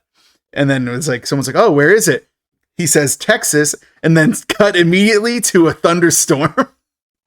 Like it seems like their opinion of Texas is negative here because it's like, where is it? Texas, immediate thunderstorm. Bunch of soldiers are running to the pod. They open it up, and it's Carlson. But you can tell time has passed because he's bearded now. That's how time works. Yes, that's how you can tell the time has passed. Bukowski says, get him out of Walter Reed Hospital and get him here to the UK immediately. Luckily, we don't have to spend any time with establishing shots of Carlson getting on an airplane. We just jump cut to Carlson being there. Carlson's being really cagey about what happened. He says, you aren't about to believe this, but I have a story for you. Kane is like, I've seen movies before. I'm not going to let this happen. And says, no, hey, we're going to believe you because one of the things that we got off of that thing was a girl and she came out and killed 3 people already. So go for it, my man. So Carlson's like, oh, sick. Then here you go. Basically picks up where the movie cut out before the 30 days later title card. They bring the space girl into the ship. She is basically killing folks one by one, as he says. Carlson is talking about, what is it? I think I skipped ahead, didn't I? Yes, because at first they get there, and this is one of the first hints we have that Carlson is a little bit different, because the one guy, Danbridge or Darebridge or whatever his name is like, I feel drained. And Carlson's like, I feel invigorated. Spoiler alert, it's because he's got energy stuff going on with Space Girl. So he explains then that the crew started to die one by one, and that Rawlings, the radio officer, was the first to go. But before he did, he went crazy and wrecked all their radio equipment, so they couldn't call ahead. Sudden cut to Rawlings, now a desiccated corpse. The life has just been drained out of him. I think it was also a brief scene where like Rawlings is like, I don't even know how this could have happened. And then rather suspiciously, Carlson's like, hey, you and I are the only people up here, and I'm the commanding officer, so you must have done it. Spoiler alert, it was Carlson. It's fair. Then we won't find that out till later. So yeah, we just basically then cut to a bunch of shriveled up corpses. Just Carlson sitting in a room, bearded, alone, surrounded by a bunch of corpses that are all shriveled up. And then also a large portrait of Edmund Halley, of Halley's Comet. Which I thought was funny. Like, we know that was their mission, but it's just funny that they just put like an oil painting of him there. Super on the nose. Yeah. It's like, we this is our mission, guys. Yeah. But then Carlson says that once he saw that Earth was coming up through the window, he knew he had to stop it, and couldn't allow what they've brought to come back to Earth. So he basically goes through the entire ship and opens some very easy to reach oxygen valves in every single chamber. I feel like those would be harder to get to. Agreed. Yeah. So he gets to the tug bay, he uses some kind of fake looking space gun to set the Bat Monster on fire. And then he goes to the escape pod, which, by the way, did you notice that this escape pod was a single man escape pod, even though they had a crew of like 12 people? Yeah. It's like, we're only going to let one of you live. The rest of you can go down the ship. Yeah. So he goes into the pod. And then once he like is in there, finally the oxygen fills up enough that the burning bat causes an explosion. Carlson says it was the hardest thing he's ever had to do. And they say, oh, we understand because your crew. He's like, no. I didn't want to leave Space Girl. She had her hypnotic powers over me. Then we get a cut to Carlson have himself asleep. And, Kane creepily watching on the monitor. Because Kane, despite the fact that he's probably our main hero other than Carlson, is a real creep a lot of times. He's often sitting staring at things or people. Bukowski tells Kane that NASA and their command have detected that the alien ship is leaving Halley's Comet and is on its way to Earth's orbit. So jot that down. That's going to become important later. Kane wakes up from his dream, but rather than the establishing shot we saw of him sleeping earlier, he seems to be engulfed in total darkness. Suddenly, Bat Monster across the room, backlit, zooming at him. Oh, but Bat Monster turns into Space Girl in a robe. Like the wings are like her robed arms. Space Girl and him have a weird conversation, which most of their conversations are, where she says, he says, you're giving me your life, and she says, you're taking it, or something like that. Doesn't make any sense. Now she's naked again, and they're making out in what looks like a fenced-in mausoleum area, like a crypt of some kind. Mm-hmm. But he says, oh, you're draining me too much. What you up to over here? And he wakes up all sweaty. He puts Sweaty Guard to shame with this. And he's screaming. His screaming gets followed on Kane to burst in. Carlson then reveals that he has mental contact with the girl, but he can't remember what the dream was. But he apparently has memory of having mental contact with Space Girl. What is it? Falada asks if he can hypnotize him. And Carlson's amenable to it, but the doctor says, not now, he's exhausted. And then they decide they'll do it in the morning. And I'm like, oh, is there a reason to do that? No, just cut to the next scene and it's morning and they're doing it. It makes no sense to not just hypnotize him then. Yeah, especially when he already had a bad dream. Yeah, like, what do you think? He's just go right back to sleep after that? Under hypnosis, Carlson reveals that he has the mental link to the Space Girl.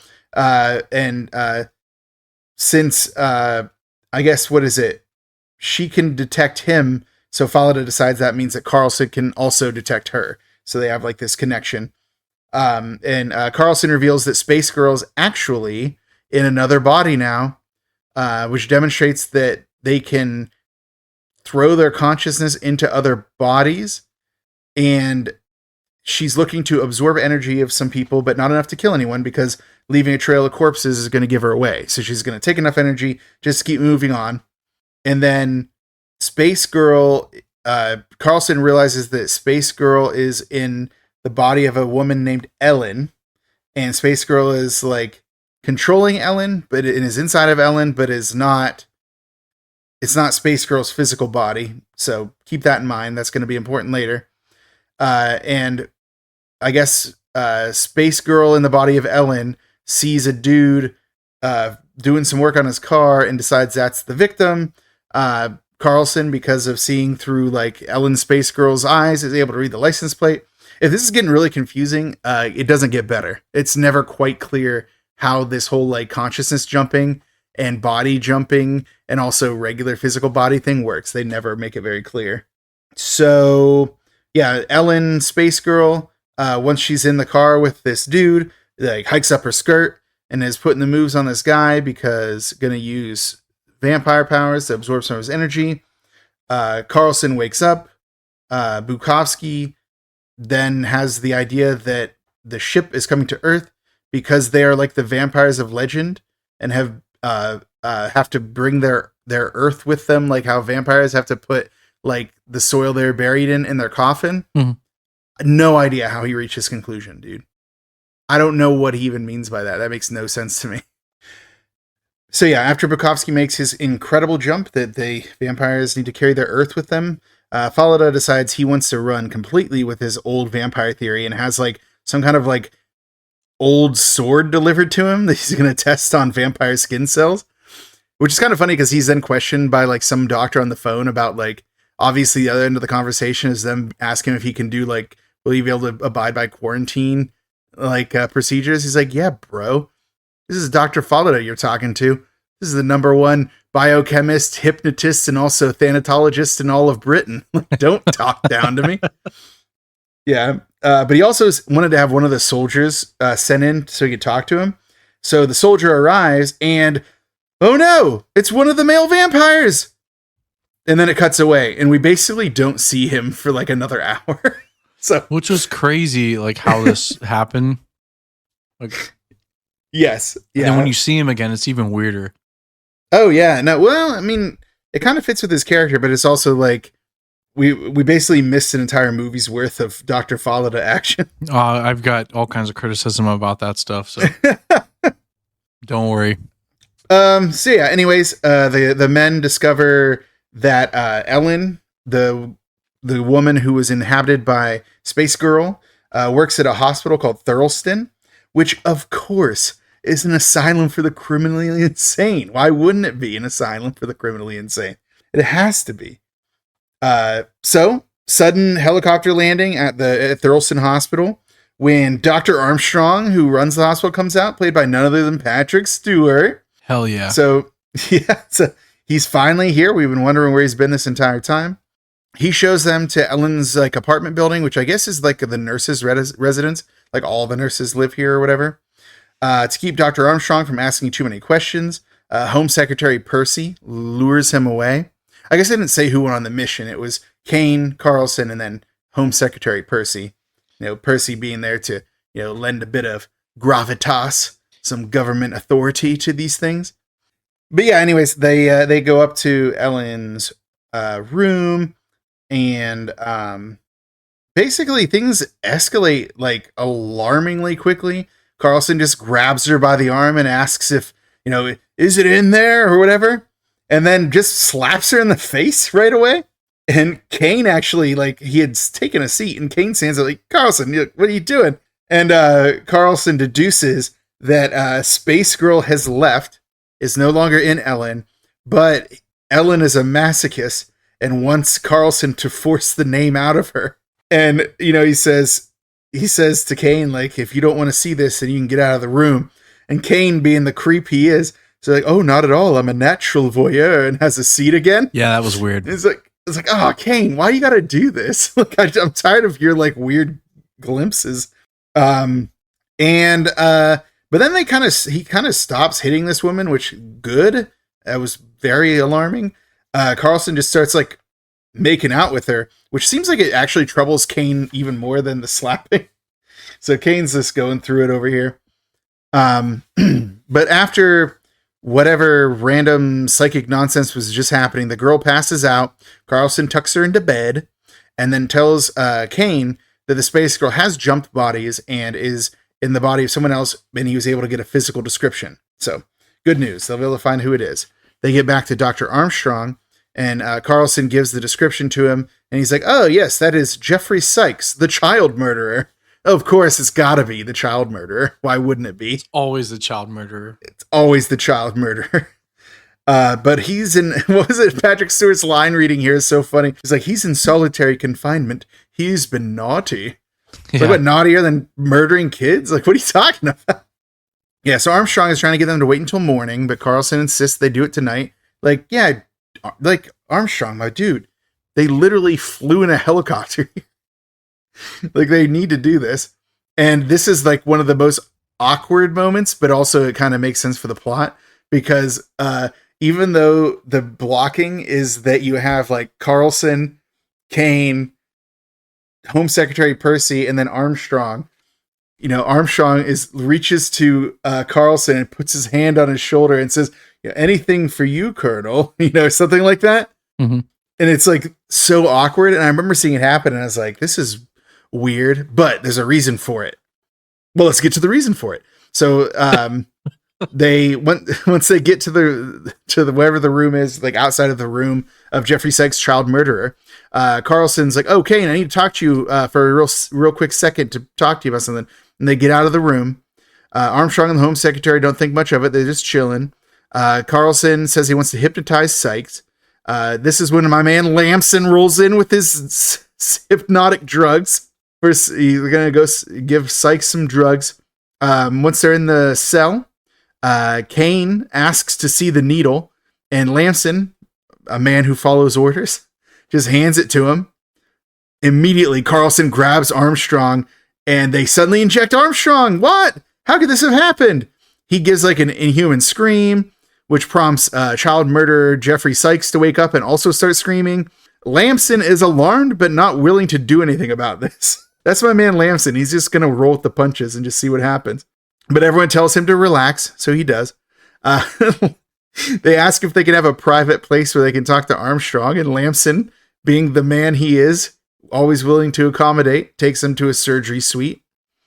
Once they're there, though, they're like, all right, Lamson, you stay out. We're going to be in here. And Lamson obliges. I don't know why I love Lamson's character so much. Just the way that he just like rules. Like his face, like, well, we have two colonels and a home secretary. What am I going to do? Say no? Yeah, even though they want to like inject my boss with drugs. The point is Lamson just doesn't care much for his job. So he's just like, do what you got to do, man. So yeah, after that, Carlson explains to the Home Secretary that he was able to see into Armstrong's mind when he touched his shoulder, which is kind of like one of the more funny moments because Home Secretary Percy's just like, what? like this is the first he's hearing of telekinesis and or not telepathic stuff. And he's just like being asked to roll with this. But by then Kane's already on board. So he's just fine with it. I just love how Percy's like, what? Yeah. He's like so in the dark. He's like, wait, we're not chasing naked women anymore? Yeah. So that was like the whole reason that Carlson had called Kane into the other room was to explain that he knew that he had jumped bodies into Dr. Armstrong. And he could feel it when Dr. Armstrong put his hand on his shoulder, which is why he had to do that in such an awkward and, obvious way. Like it had to make it known. Yeah. So after that, Carlson says that, Carlson says that he can feel that she's trapped right now. But when the Home Secretary asks if he's sure, he's like, no, I'm not. And goes and asks Lamson to bring some more of that hypnosis drug. Lamson's alarmed they want to get 3 more, but Kane convinces him by saying that he and the Home Secretary will take responsibility for it. He's like, oh, chain of command. Lamson's going to do it. Lamson's got to do. He's like, finally. Yeah, finally inject that dude. They're questioning Armstrong, and he's like insisting that it won't let me talk to you. He starts screaming like crazy, but then Carlson says that he has to convince her to talk to him, like Armstrong has to convince her to talk to him. Luckily, saved by the bell, knock at the door. Lamson's there with more of that hypnotic drug, baby. No questions asked. Lamson's just here. Suddenly, Space Girl voice is coming out of Armstrong and says there's no need for that, the drug. But the drug is, I guess, blocking Carlson's ability to see into Space Girl's mind. But she can still talk to him through Armstrong's body. And she says that she loves Carlson. It's like, lady, stop gaslighting my boy. But anyway, Space Girl explains the thing that we talked about earlier. They use the minds of the crew to change into their humanoid bodies and get access to the English language, yada, yada, yada.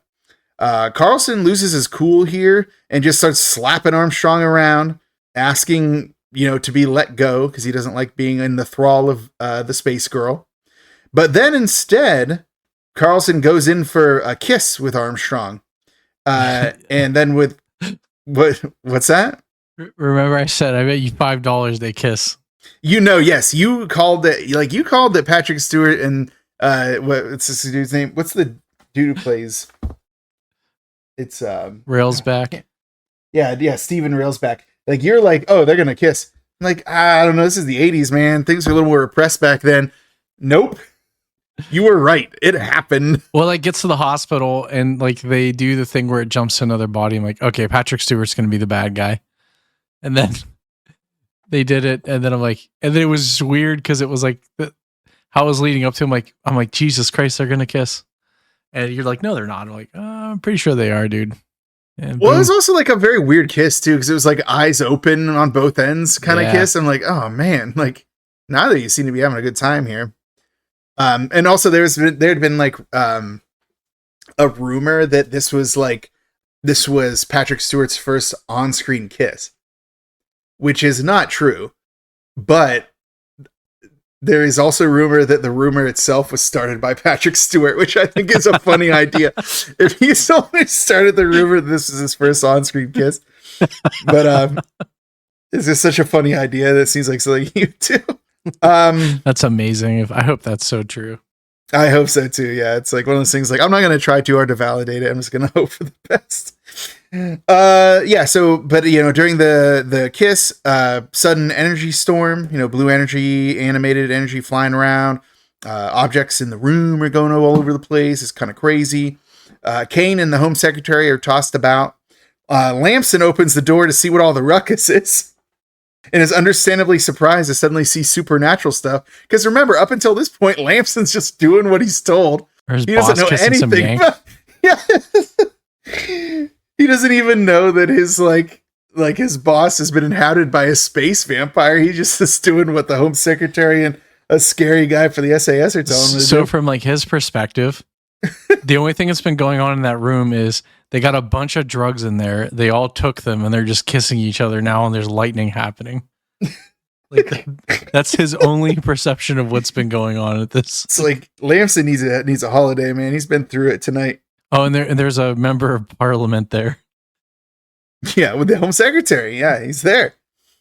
So yeah. Anyways, that was when so Lamson threw the door open. Then what happens? Man, where did I lose myself here? Oh, Kane's on his feet, and he does a pretty badass double neck injection of 2 syringes of hypnotic drug, just like straight into Armstrong's neck. So calms down the vampire energy death storm. Carlson, though, having been connected to Space Girl through, Armstrong, realizes the vampire virus is spreading, and it was not stopped. But unfortunately, Sir Percy is dead. And it's kind of a funny scene because I don't want to see Sir Percy die. Like, he's the Home Secretary, baby. He's doing his best. But it's such a funny scene because Kane is over there giving him CPR, and Lamson's like, I think his neck is broken. Yeah. Fucking Lamson coming in hot. Lamson's like, this man's dead as shit, dude. Like, what are you doing? His character's like, I'm in so much trouble. Lamson's like, yeah, it's like, do I still have a job? I mean, like, poor Lamson. Yeah, so, but back to then Kane, realizing he can't save Home Secretary Percy. He's just like, wait, how can this vampire plague still be spreading? Carlson says, well, maybe we didn't find all of the victims. So they get back in their helicopter and ride on out of there with the unconscious body of Armstrong. And as Lamson informed us, the dead body of Home Secretary Percy. When they're on the approach, Falada calls up Kane and Carlson, and they have a lot of difficulty understanding each other. But Falada is explaining to them that the male vampires did not die. They transformed into the bodies of the soldiers they killed, which I guess is one of the differences between the male and female space vampires. Is the female vampire can like force her presence into others, but the male ones can just turn their bodies into other people. Is that how you describe that? Well, so that's kind of what I was getting at. So like, I'd have to imagine that if they're able to change form once, they could do it again, right? I mean, yeah, the male ones definitely, but the female one, it seems like her humanoid form is her humanoid form. Like she doesn't seem to change. But I don't know. See, all right, I don't know. I just can't think about it too much because if you do, it just doesn't make sense. Well, I'd wondered if the reason that she, like when we learn later about why it is that the male vampires and the female vampires are doing different things during the energy harvest. I was like, why did she bother sending her consciousness away? Like, why'd she send it there? But I think the point was to lure Carlson away, since he's the one with the connection to her. If he had found her body before they start the next phase of their plan, then he could have disrupted it. So it's basically just the movie up until this point was basically a wild goose chase to keep Carlson away. Right. That's what I think was going on anyway. Because of what we find out later is like, it was just a trick. It was a ruse. A ruse. But yeah, so Falada tells them that he killed one of the male vampires with a leaded iron blade through the energy center. The energy center being, almost the heart, but, below it. So not quite the heart. One's true heart, their stomach. It was just funny because he had to it's close enough to the heart that old legends might have said heart, but it's actually below the heart. And yeah, that's kind of where they all are now on board with the theory that vampires of legend are actually from these vampires. Mm-hmm. And Carlson confirms this when he says that they have visited Earth before. He's gotten that from the mind of Space Girl. They're ordered to land the helicopter at Whitehall by the military command to go meet with the Prime Minister. So when they're on their way to there, suddenly blood is flowing out of Armstrong's face. What is going on? Well, here's what's going on. It's forming a bloody chunk in the air, but then that bloody chunk turns into like a bloody version of the Space Girl. Mm. And it's kind of a funny scene because Kane is yelling, Carlson's yelling, the pilot is freaking out, and the helicopter is starting to rock. Even though the pilot's in no danger, it's just a bloody version of Space Girl in the back of the helicopter. Why is he even concerned about it? But it doesn't matter because she screams and then glops out. Yeah. Is that how you describe that? She turns into a glop pile? Yeah, I would say glop. Glopping's good. Glop yeah, out. She glops out right then. Yeah, it's total gloppage. Yep. Yeah. So, and then, Carlson does finally come clean that he's the one who destroyed the radio equipment and he's the one who erased the tapes on the Churchill, which we all knew because he was sus. We all know he was one doing it because he was under the thrall of the Space Girl. He says he doesn't know if he was doing it because he was under a thrall, if he was doing it because he wanted to. He couldn't tell. He said that he opened up her case because he was taken in by a love like nothing you've ever known, Kane. It's like, you don't know about Kane. Kane could have found some real love in his life. Don't He's give a true Kane voyeur. That. He is a voyeur. Yeah. So flashback to the ship. Carlson, getting up and going to the Space Girl's case. And apparently at this point, like there was an exchange of energy.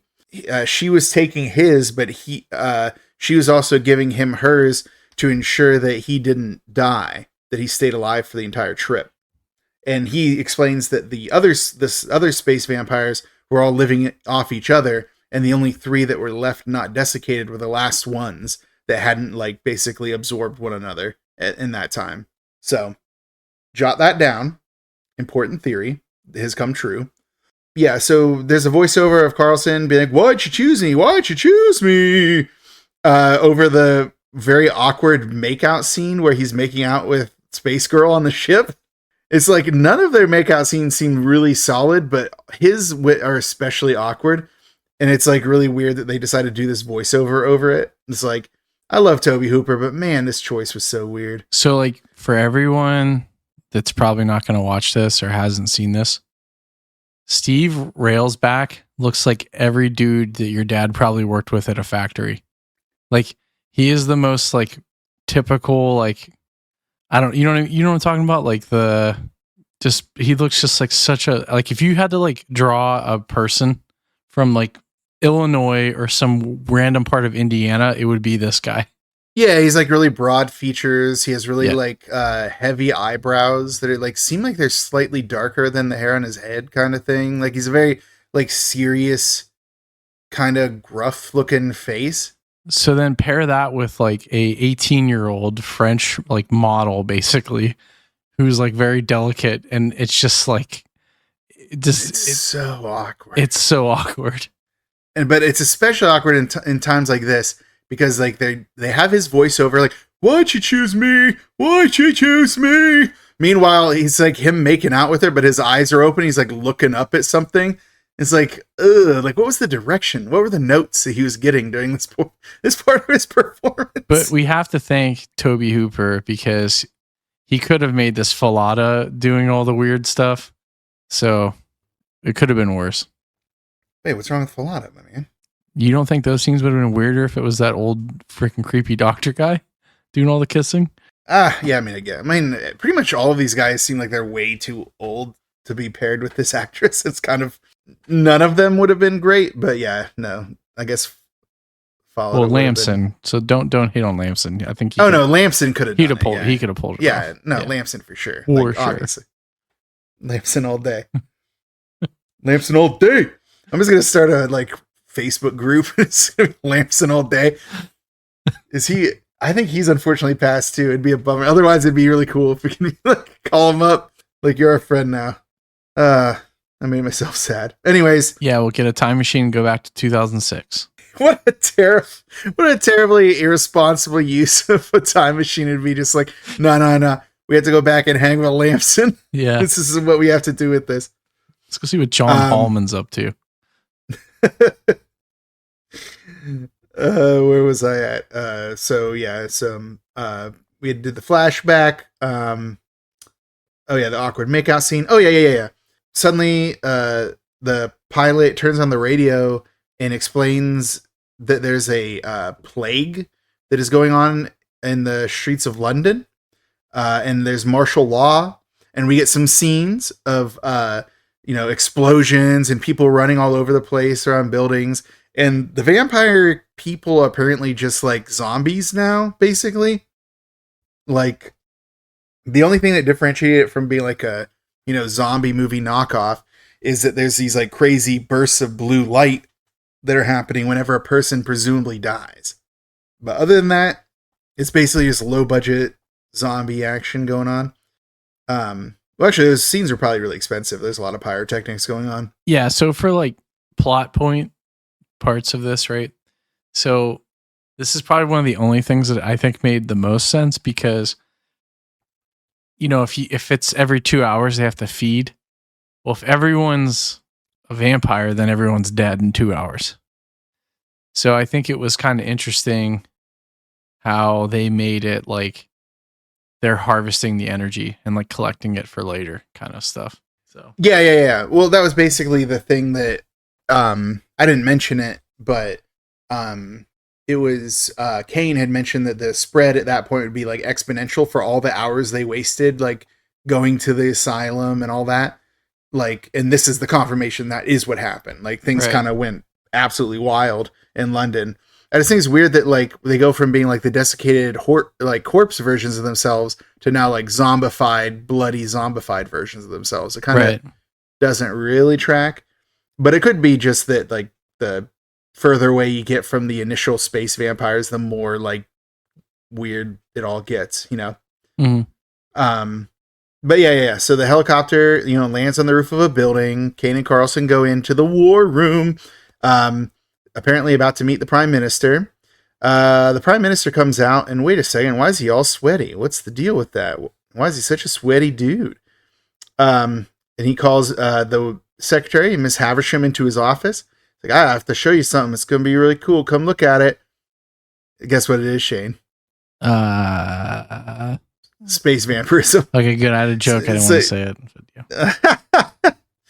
But yeah. So Carlson and Kane peek into the door that the Prime Minister left a little bit open, and they see that he went behind like some kind of view screen and is like totally absorbing her energy, like blue lights, the whole deal. So, oh no, the vampire plague is spread to leadership.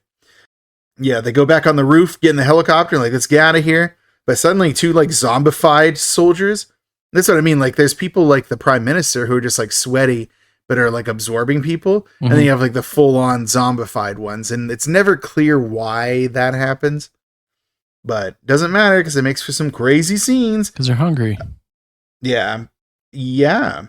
Sure. That's how I get when I'm hungry. I'm just bleeding all over the place. And I think it's because that male vampire is absorbing all of the energy that they could that they do, like that they're supposed to have. Yeah, but then they would just explode after 2 hours, though. Like, I don't understand why they become this. I mean, there's a shit ton of explosions going on. That's also true, as we'll find. Yeah, but anyways, these two zombified soldiers jump onto the bottom of the helicopter, like those little rails at the bottom. One of them falls almost instantly because he's trying to hold on to his one hand by his other hand, and all his skin rips off. It's like, what an unexpectedly gruesome hand effect to have happen randomly. So he falls, but then Kane's like asking the pilot, is like, you have any weapons? It's like, just this flare gun, sir. Have this flare gun. And then he takes it, and then he just fires the flare into the, you know, the vampire zombie thing when it gets up there and just like throws it off the, you know, helicopter. So happily ever after? No, this isn't the end yet. Carlson and Kane want to be flown to the Space Research Command to see Falada because they know he's there. But the pilot says that they're being summoned to Blackheath and the city's under air quarantine. So if they don't go, they'll be shot down. And then once they land, this is like one of those like sequences that like the earlier sequence where it's like, oh, we need to hypnotize Carlson. It's like, but he's exhausted. Fine, I'll do it in the morning. And they cut to morning. That's one of these scenes like where they're put into quarantine. And, you know, Kane explains to them who they are or whatever. And then when they're there talking in quarantine to these guys, they're like, we know what's going on. You have to listen to us. And they're like, oh, okay. And they just let him out of quarantine. Yeah, it's kind of like in Return of the Jedi, like with the Ewoks. The scene reminded me of that. I don't know why, but like, I don't know. You're all like around a campfire, like, hey guys, guess what? This is what's going to happen. Yeah, it was just like one of those, it seems so unnecessary to put them into the quarantine to begin with. But in any case, moving on, they learn that NATO is going to nuke London and the vampire ship is in, geosynchronous orbit over London. So Carlson and Kane then actually look at London. I guess at that point they hadn't. And they see that there's a beam of light coming from like the center of London up to the ship. It's like, oh yeah, that makes sense. And there's a lot of blue lights flying up towards it, which are apparently human souls. But it's kind of a weird way to phrase it because it seems like it's just human life force. But I guess it depends on what you consider life force at the end of the day. What is a soul? Well, let's ask my man Shang Tsung. Solid. Yeah, that's where the ship's claw umbrella is, I guess, the thing that collects the energy. We get another scene of London chaos, which just shows the light blasts. And there's also a giant light blast that's flying around, like collecting those light blasts. Mm-hmm. And that's when Carlson explains that the male vampires collect the energy, but the female is the one who sends it up to the collector at the ship. So she's the conduit, and they're the ones who like gather it up. Carlson says he can sense where the space girl is, and apparently if he goes there, the male vampire will also come after him. And, that's when Carlson says, I have to go to her or whatever. And Kane is just like, why? And it's like the funniest delivery because he just like has this look of like utter disbelief on his face for the rest of what Carlson has to say. I don't know. It's just such a good delivery. It's not bad. It's just like interesting. But that's when like Carlson explains that there's some energy of the space girl. It's a part of him and she wants it back. And then that's when the military officer who's there with them, which is he's a colonel too, right? Everyone's a damn colonel. He was a colonel. Yeah. Yeah. So the colonel, he's like, the nuke's happening in an hour and a half. Kane seems to think that Carlson can stop the vampires from making the nuke necessary. Nothing we know that Carlson has said seems to indicate that. But it doesn't matter. We hear some gunshots. Kane and the colonel come out, and it turns out that Carlson had asked the guy where the Space Research Command was, and just took a truck and just drove off. So he's gone. He's going into London. Then Kane asks to take the colonel's car, and the guy's like, no, it's the colonel's car. And the colonel's like, give him the keys. I don't know why the colonel's just on board with this, but I guess they're both colonels, so they're like bros. Kane's going into the city. It's kind of a funny interaction with one of the guards at the gate where he's like, you don't want to go in there, sir. He's like, I know I don't. And then he just drives on. It's like, always leave him wanting more, Kane. It's like, fuck that guy's cool. That's the last thing that guy's going to think about him. Yeah. It's like, man, I wish I was as cool as that colonel. Fuck. Name my kid Kane. So, after Kane left that one soldier wanting more, he's driving through the scenes of destruction in London as people are fleeing from vampires, which is crazy because it's supposed to be martial law, but people seem to still be on the streets, and there seem to be 0 soldiers there. That's not what martial law is. That's a blockade. But either way, they're running around. He has to plow through some people, like avoid others.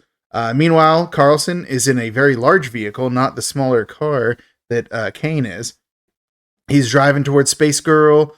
We see some more scenes of gratuitous destruction and sort of okay looking vampire makeup, like the vampire zombie makeup. It's not terrible. It's not great. We just get like a point where the Space Girl is just saying Carlson's name over and over and over again.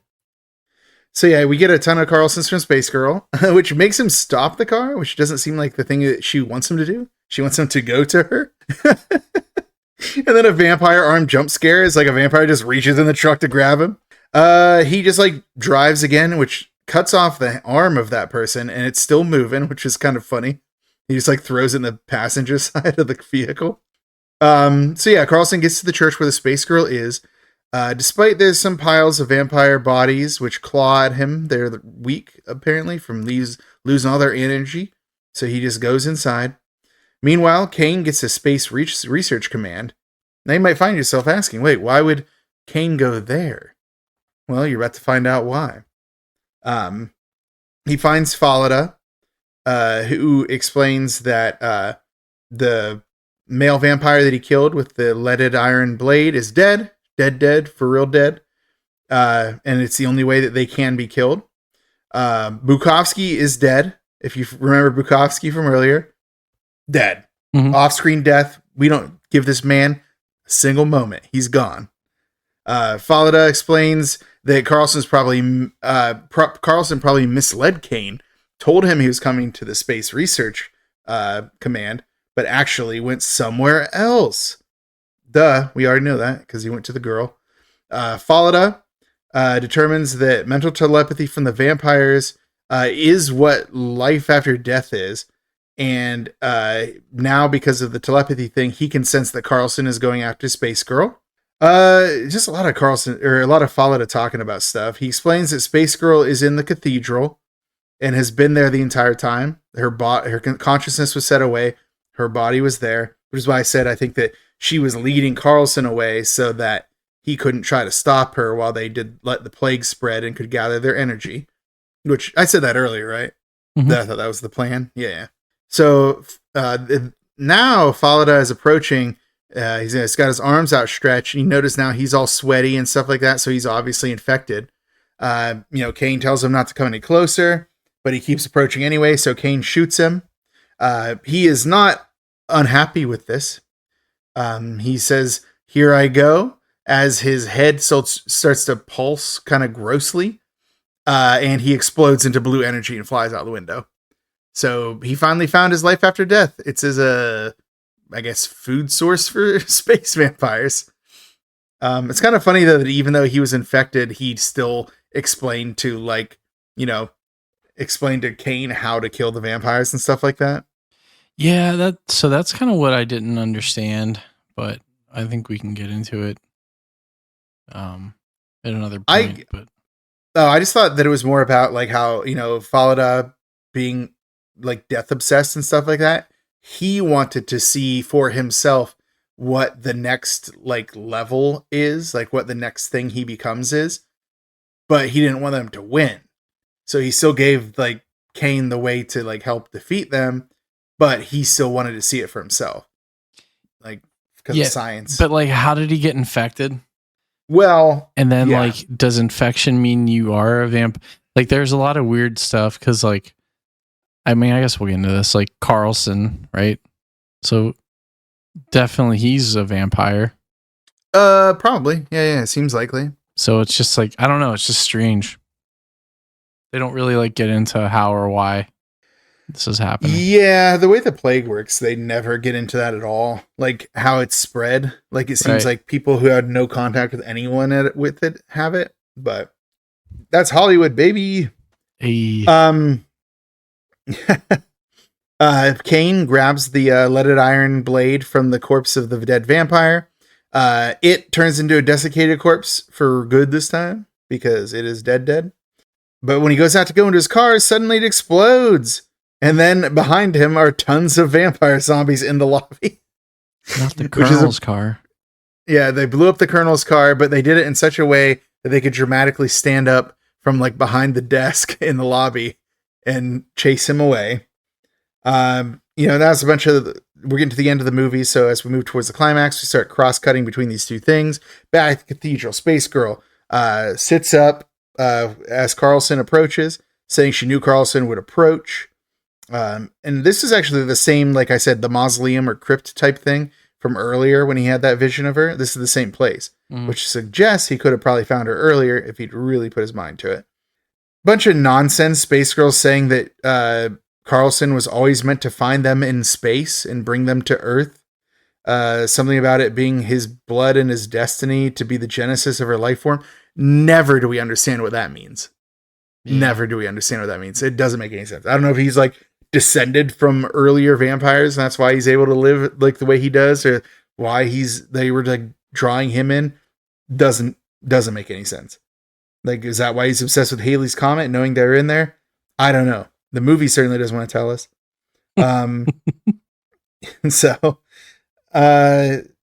Kane is running on foot throughout London with a gun in one hand and a sword in the other, like a certified badass. He's there's just like cars like flying by him as they're on fire and they explode around him. I was like, man, he's such an action hero right now. Like just dual wielding. He is getting pursued by a large group of vampire zombies. And then when he goes around the corner, oh no, another one. And then he runs down another alley and he's saved by a sudden collapse of burning stuff from above. But wait, sudden zombie behind him. Oh, never mind. He just shoots it in the face and kills it. Like, I don't understand. That's the thing. The human zombies seem to just die. Like he's turned around and shot that thing in the face and it died. I put in my notes, how are there still so many normal people just out in the streets during this? Because like as Kane is running down the street, people are just getting attacked around him. He watches as a big ball of light flies by and is absorbing the life force from all of the people around. Like it's just like absorbing them. And it also blows up a bus somehow. Don't worry, we don't need to know why, because Kane is already on the run again. He's running around as people and things burn around him. But he gets to the cathedral. The giant light ball that we saw earlier flies over to the top of the stairs and manifests into the remaining male vampire. He's been the one absorbing all the energy. Not a surprise. Carlson told us that's how it worked, but now we saw it. The male vampire has like his only line in the entire movie where he says, it'll be much less terrifying if you just come to me. And Kane's like, I'll do just that. And grabs his sword and stabs him. It's like, man, this male vampire did not know he had a weakness, apparently. Yeah, he glows a bunch of red energy and changes into a bat monster and then explodes. So that's what I'm saying. Like, is this just like a hoax? Is this just like a mirage? I mean, it definitely seems like they can transform. Like, I don't know if they physically transformed or if they psychically transformed. It's never quite clear. With the male vampires, it seems that they definitely seem to physically transform because they turn into the soldiers from earlier. Right. Look, I can't spend a lot of time being invested in something if the movie's not invested in telling me about it. Truth. And also I put, never mind, he's also a desiccated corpse now. So he turned into a bat monster, exploded, but he didn't explode. He's just a desiccated corpse on the ground. Now in the cathedral, Kane is running towards the blue beam of light. It's like coming from like the floor below, and he sees that Carlson is down there getting busy with Space Girl. They're just like making out, and they're both naked again. Because why the hell not? So can you edit that out where I almost said that word? Said what? Shut up. So what was I saying? They're down there boning. Oh yeah, they're getting busy down there. Space Girl is that's what I mean. This is where Space Girl tells Carlson that he's one of them and always has been. Again, that doesn't really make sense, but I don't know. Why not? We're at the end of the movie. Let's just finish it up. And as they're making out, presumably Space Girl is draining him, but Kane, he's up at the top of the hole yelling Carlson, like a lot. Like he keeps yelling. Finally, Carlson looks up because he's always looking away when he's making out with Space Girl. And he reaches his hand up and yells Kane. So Kane tosses him the leaded iron blade, which Carlson takes and stabs through Space Girl and into himself. So stabs both of them. They get the red death lights that we saw earlier, but rather than explode, they just beam up to the vampire ship. Like the red energy that they are beams up to the vampire ship. So I assumed, they're about to explode the vampire ship, right? Like about to Death Star this whole thing. No, it doesn't seem to bother the ship at all. It just starts driving away, seemingly just fine. Leaves Kane, Kane walks out into the front of the cathedral again, standing among a ton of corpses looking at the sky. Yeah. It's like, he's probably like, the paperwork I'm going to have to do for this. And then we get our last shot of the movie, which is just that the ship is flying away towards the comet again. Now it's glowing with the energy of all of the life force it absorbed. And are there even any other living vampires on that ship? I don't know. The movie didn't tell us that either. It's like 100 miles long, so. Yeah, 150 miles long. And they also didn't tell us if they stopped the nuking of London. We don't really know if that happened either. And I'm pretty sure the ship is a tree. I mean, it's definitely really, really long. Kind of root looking ends. Yeah, maybe. It's kind of weird. But yeah, the ending was kind of unsatisfying, but at least we get to listen to some more bangers from the London Symphony Orchestra. Finally. Yeah. So they give us some music while we watch the ending credits crawl. And there we go. And that, my friend, is a little film we like to call Lifeforce. All one word. Oh, yeah. I think because typically we try to do the McMurder of the movie. I don't really know because this one doesn't really have it does, but it doesn't. You know what I mean? Yeah. I'm kind of torn between what I think is the funniest one and what I think is the best one. All right, let's hear it. So I think the funniest one, in my opinion, is when the doctor that was in the surgery with the sweaty soldier is back after 2 hours, and he just runs towards the fence, gate, and just explodes. That's like zero sense of self-preservation. But that isn't really the spirit of the McMurder of the movie. So I really think it might be whenever the desiccated corpse of the sweaty soldier reawakens, and lures the doctor in and just like absorbs him while everyone looks on in horror. Probably. Yeah. That's probably the most horrific. Yeah. And you're basically swapping out like desiccated corpse puppets, like from another. So I think I'd probably give it to that one. That's fair. Yeah. Did you have another? If you have another thought, that's fine too. I mean, the Indiana Jones kill was pretty cool, where that zombie vampire just pops up and he just blasts it. Yes. Yeah, where he just where Kane just turns around and just like, because to us it's like it seems like it's a jump scare, but rather than like be scared, he just turns around and shoots him in the face. Yeah, so that was pretty cool. Yeah. It's like I forgot. He's SAS. He doesn't care. He's ready to just kill this guy. Oh, that is a good one too. The only reason I picked the other one is because it was like a quote unquote monster doing the killing. Yeah, it makes more sense. But if you think about it, all humans are monsters at the end of the day. Yeah, really. True. So yeah, I could see myself going either way. I could see myself going for the the doctor getting absorbed by a desiccated corpse of sweaty soldier. I think you kind of have to go with that one. All right, yeah, let's go with that one. But we'll put an asterisk, and we know that asterisk means Colonel Kane just getting what we thought was jump scared, but instead just blasted. Mm-hmm. He started blasting. All right. Well, now that we got our McMurder the movie done. What's next? What is next? Next up, as listeners know, is our judgment category.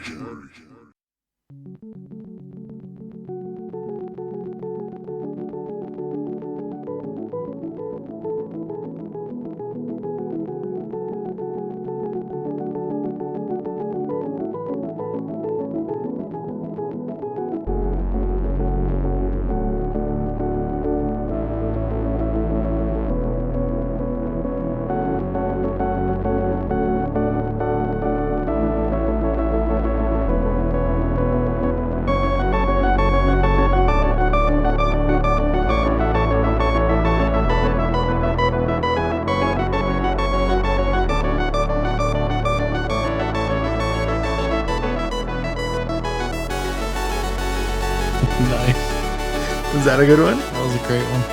Yeah. So, yeah, listeners, as you know, our judgment categories are story including story and writing, acting, effects, music, and sound design, and then cult factor. Cult factor being that little X factor that makes these movies so special.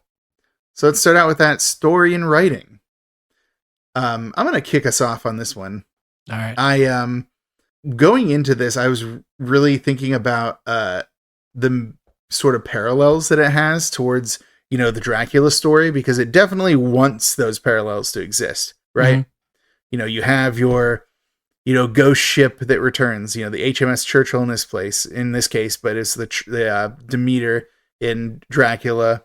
You have your, death obsessed doctor, your Van Helsing type is, Falada. You have, somebody who's like been taken over and has visions and understands the vampires. You have the plague that affects London. All of these things that are like straight from the Dracula story. And it really, really wants to make that point. But I think that it was like way too obsessed with like modernity that it spent too much time as like a clinical like guy in the room, like guy behind the screen making calls. Like you didn't know who was important. Like, is the crew important? Are the scientists important? You don't know who really matters until probably like 40 minutes into the movie. And I think that's the weakness to the story in this case. Yeah, for sure. Yeah. So even though I appreciate the parallels and I appreciate the modernization of, the Dracula story, or not even the modernization, just like the drawing the parallels, I think that there's too much like weirdness going on that is kind of nonsensical or not germane to the larger plot. Mm-hmm. So I probably couldn't go higher than B on it. So that's probably where I'm at on it. So let me pitch you what I think this movie should have been. Go on. Or this series, right? Because obviously the ending, they I think if this would have done well, they would have set up a second movie. So I think that what they should have done, like if I had control over all of this, my first movie would have been about the spacecraft. Was it the Charleston? Is that what it was? Churchill. Sorry. Thank you. It would have been the Churchill, like the crew on the Churchill, like build more character, have more like conversations between the crew members, make them a little bit more likable, or, or even entities or at all. anyone. Like, yeah. Yeah. Make most of the movie about them finding that ship and then going in and getting those like bodies and then bringing them back on the Churchill, and then go through what actually happened on the Churchill to kill everyone, right? Or how they all died. Maybe make it a little cooler than they just all got sucked, like, the lady just ate them all to death, which is kind of dumb. But, or maybe like, Carlson went crazy or was a vampire and went crazy and killed all of them. I don't know. I think that ends movie 1. And then movie 2 is right where the 30 days later thing picks up with the Charleston coming into orbit of Earth. And I think Churchill. Yeah, sorry. I don't know why I keep saying Charleston. Churchill. The Churchill coming into orbit of Earth. And I think that would be more effective because it would make you like kind of like care about what's happening, right? Because I felt like that's what this story lacked the most, was like there was no point to it. I'm not saying there always has to be a point, but it was just kind of like you take everything at face value. And sometimes I like movies like that, but when they kind of do it in this way, where there should be some more exposition, like what happened to them when they came to Earth so long ago, like why are there only 3 left, like all this stuff, right? They just kind of had all this awesome opportunity to dig into the lore of this, and they just didn't. I can live with a B. I'd probably say C. I'd say writing C, story B, but I think we merged those categories. So I know that's what I'm saying. So I'd say probably just a solid B. It wasn't bad. It was good. I think they missed out a lot. Yeah, and the reason that I go to B is because I had a hard time, when we went from the ship trying to like, oh, who are these people? Do I need to know them? Oh no, never mind. 30 days later, they're all gone. Yeah. Now we have like Bukowski, we have Falada. Oh no, never mind. Like then we have another guy come in, Kane. Like, what's that about? Oh no, suddenly like one of the guys from the ship is back. It like took them so long to get the pieces into place that I didn't know who I was supposed to be concerned about. Once it gets its pieces into place and it stops becoming such like a, I don't even know like how to describe it, like a procedural, like a West Wing, but like with the like British space science or something. Yeah. Like it didn't feel like there was a lot. Well, even that has character. Like, so that's not really what I mean. Just something that like where the characters are secondary to the process. And it took them so long to get to the characters and to get to what is actually happening that, I don't know, it just seemed like it should have started at Carlson coming back, like maybe one scene of like the other action and then Carlson's back and all that. Yeah. I think how much more impactful would it have been though, if you would have been privy to what happened on the ship prior to him going into the escape pod and maybe not even knowing who made it off the ship. Right. Oh yeah, exactly. Well, and that's like, the other thing is it seems like there's no good reason to hide what was going on in the ship until later. Like we all kind of knew. And even now, I'm not even 100% sure. Like, was it her who was absorbing the crew, or was he absorbing the crew and bringing the energy to her? Yeah, that's what I mean. Like it's not even super clear. Right. Yeah, but I still want to give it a B because I think once the story hits, it starts to hit really well. Like once you get like basically a buddy cop movie between Carlson and Kane, just terrorizing the medical community of like some random town. Right. Like it's some of those bits are really fun, and then it's like, oh, now it's London's in chaos, and but again, suddenly somehow they can just do what they want again. It's just funny, the idea of that. So that's why I want to give it a B, is because the strength of like that little buddy cop movie that happens. No, I agree once the with story you. gets going. Yeah, I think it's a good story. I just think they could have done a lot more with this, and that's probably why it didn't do well. Yeah, and also that they spent so much money on it and called it Lifeforce instead of the space vampires. Yeah, but anyways, so we're in agreement on B for story writing then? Yes. Then onward to acting. I can let you take point on acting if you'd like. I think everyone did a pretty good job, honestly. So I'd probably go B or A. I didn't really have many, like, there wasn't points where I'm like, okay, this is a slog, or like no one's like performance really did bad or didn't do well. Sorry, that was a bad sentence. So sorry, I'm a little tired. Yeah, I'd probably go A, because like there was a lot of really cool like scenes, and I think that there was some gravitas that needed to be added to some of the delivery on lines. I think they did a good job. Carlson was probably, in my opinion, the biggest turd in the movie, but I think the other people made up for it enough, and look, like, it's like, oh, well, the aliens like barely talk, or the space vampires barely talked. It's like, okay, well, I mean, it works, right? I don't know. I liked it. I didn't have any problems with the acting, and I thought like there were a couple times where I think the pacing was a little weird, but I don't know if that's the actor's fault. But yeah. I would definitely agree with you that I think the weakest link, is Carlson. I think that I don't know that even if that's hit, like, I don't know. I'm inclined to blame that more on direction, because it seems like he was getting a little melodramatic in some of these scenes. And I know that it was to establish that he's like haunted, or that he is not like himself or whatever. But it does become kind of rote when he's just like yelling the same thing over and over again, or like freaking out and like punching the shit out of like Jean-Luc Picard because he's like got Space Girl in his brain. But man, I honestly could not get enough of just seeing Kane running around doing this stuff. Like, he was so good, and Falada is like some random like doctor. It's like, oh yes, I am the world's foremost biochemist and also thanatologist and also hypnotist. Like what does this man's business card say?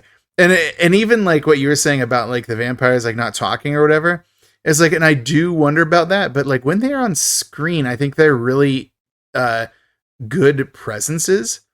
And I didn't mention this during the scene when I was describing the scene of like the space girl just like basically walking naked through this entire place. I talked a lot about the guards' reactions because it was kind of funny and goofy, but the way that she like moved physically was like off-putting. Like, it wasn't like, salacious really. It was like more like unnerving. It's like a and purpose. I thought that, yeah. Like, even though, I could see people like, oh, it's just gratuitous nudity or whatever. It's like, yeah, there's a lot of it, a lot of nudity happening. But I really think that the point I was trying to make was this otherworldliness. And I think it kind of works. And the idea that she was like early in her career and so comfortable to do that. And I guess they put a lot of the reason that she was like so like confident physically is because of her training as a ballerina. Is the reason she was able to move the way that she did and be so confident the way she was. So, like, honestly, yeah, I'd probably give A to acting. Like, put an asterisk there that she did kind of float. Now that you mentioned that, oh yeah, her movements, yeah, it was kind of weird. Yeah, that was cool. Yeah, so even though I had to put an asterisk by like Steven Railsback, like and I think that was a choice. I just think it was a choice that didn't work. But you got your man Kane, you got your man the Home Secretary who's like way out of his element. Like, it's so many, and you got our boy Lamson out here just looking for a day off work. So like, I have to give it an A. Yeah, I do. So yeah, I agree with you. Well, the next step is effects. And I always got to give you the first crack at effects. Man, these set pieces they did, especially the space stuff, was phenomenal. Like those space scenes, like the spaceship. Even they really put a lot of money into that. I know, and it shows, and it was so good. Well, and even I didn't really mention it there, but like the scenes of the crew, like when they were moving into the ship, they're using their little jet packs. Yep. And you like see like as they like expelled a little bit of like energy and kind of floated like towards where they're going, like a little bit of bursts of like propulsion. Mm-hmm. Yeah, those space scenes were phenomenal. Yeah, that's kind of why I wish they would have had more of that. But I get why they don't, because it's expensive. Yeah, I thought they did a good job. I think, again, we kind of like hit on the that weird like After Effect kind of hokey lightning stuff, and it was here, but it wasn't like overbearing. Set piece alone, I'd say A. I think the blue lightning stuff kind of drags it down, but I could do it. I could see an A, like 100%, because again, there's the offices they set up, like, all the character design, I don't know. I think they did a great job. They did real helicopters. They actually were flying stuff around. So I don't know. What do you think? Yeah, usually actually I kind of harp on my problem with like those, animated After Effects stuff and like for the energy. But the scenes when it was in London and the ball of energy was flying and like there's just like sparks of energy coming off of like the places where it was absorbing it didn't actually bother me. I thought that was actually really well done. It's really just the scenes where like there's like a one-on-one energy absorption going on. There's a little bit like, that's a bit much. The only real gripe I have for effects is probably the design of like the zombie vampire people in London at the end. Some of them were good. Like the one that, as we mentioned, when Kane just turns around and blasts that dude. Like that one looked good. But there's like one that they cut to him just like kind of like drag himself through some trash and he looks cheap. So it's like really like hit or miss on those ones. Like some of them are really effective and some of them are really fake looking. But that's not enough for me to drag it away from an A, because those space effects are really good. And like I said, the idea that those energy effects, especially at the end, and as someone who's, as you know, and as I've mentioned, hate those like animated like After Effect things, didn't bother me at all. Like I actually felt like it had like weight and presence and stuff like that because of what was the chaos that was going on around it. So yeah, I could settle for an A on effects. That's fine by me. All right. Yay. Next up is music and sound. Yeah, I gotta take this one. Yeah. So with music, I want to go, as soon as I'm like, oh yeah, Henry Mancini, like this is great. Like his score is amazing. And that's not wrong. The music is great. London Symphony Orchestra, you gotta show some love. But with the sound design, does it fit the movie? Does the score? Yeah. I mean, if we could have gotten some synth up in there, I think I would have been way happier. But yeah, it definitely tries to lend an amount of gravitas that doesn't need to and shouldn't be there. Like this should have been kind of more sleazy kind of, not sleazy really, but like a more like schlocky kind of low, like it was a high budget, but the feel of it should have felt more I don't know. It's kind of hard to define, but like, if you'd thrown in some like Killer Clown from Outer Space music in here, like I think it would have fit a lot better. It didn't live up to the gravitas of its music, I guess would be what I would say. And also the way those corpses made that damn donkey braying noise made no sense to me. It like pulled me out each time we'd see like a desiccated corpse going to murder somebody. It's like, it's like, what the hell is that thing doing? Yeah, to me, like the music is like that little kid that's like trying to convince everyone that they're an adult and they should be taken seriously. And like they spent way too much money on the music budget. And look, in a vacuum, this music's very good. It's well composed. It's well conducted. It sounds great. You know, I think you look at like space opera. I think they were just trying to go for, you know, even like 2001 Space Odyssey or something, right? They were trying to go for big and like epic, but I think they missed what really would have tied this together, which would have been a banger soundtrack, like something like you said, some synths bumping, you know what I mean? Something that would have given it some like even, you know, I'm trying to think of the movie. Even like Chud, you know, I think of Chud, right? And I do every day. And the music in Chud, or not even music, so much as like the sound effects, like the scene, like the music that ties it together. Like a lot of times you're watching this stuff, you don't even hear it because you're not thinking about it, because it's almost like the music's not designed for you to hear and listen to as music. It's designed to tie in all of the audio happening at the same time, so it kind of makes sense with what's going on sonically. And I think this movie is just such a juxtaposition of like this crazy, awesome classical music, and then like, oh, we're futuristic. We're doing space exploration. We can get to Halley's Comet in 30 days. And then in your brain, you're like, okay, but that would sound a lot more robotic. Or, you know, I don't know. I'll get off my soapbox. This is a C for me. I think they missed it. And that's not quality of music to me. It's not that they, like the music is bad. You don't, it just it just doesn't fit the tone. Correct. Yeah. It's not the tone that they have. It's not the story they're trying to tell. It simply isn't. It's not a Star Wars. Like it's not a 2001. It's not like a perfect example is Star Wars. Yeah. It's not the sort of sci-fi they're going for. It's not the sort of, and like in 2001, it's not the sort of, you know, sci-fi they're going for. Like they're going for something very, you know, that's why I kind of wish Canon hadn't wanted to like push it as such like a high budget like thing and just let it breathe as what it was. Because if you had a more tonally appropriate soundtrack, I could have been over here advocating for an A, but instead I was going to advocate for a B. And when you said C, I was just like, yeah, you're right. Like it is like, and it's not about the music. It's about the music that fits this film. And this isn't it. So yeah, no, you're right. C it is. Yeah. I think I put you said what I wanted to say, and I couldn't articulate it well. They went for Star Wars, and they should have went for Blade Runner.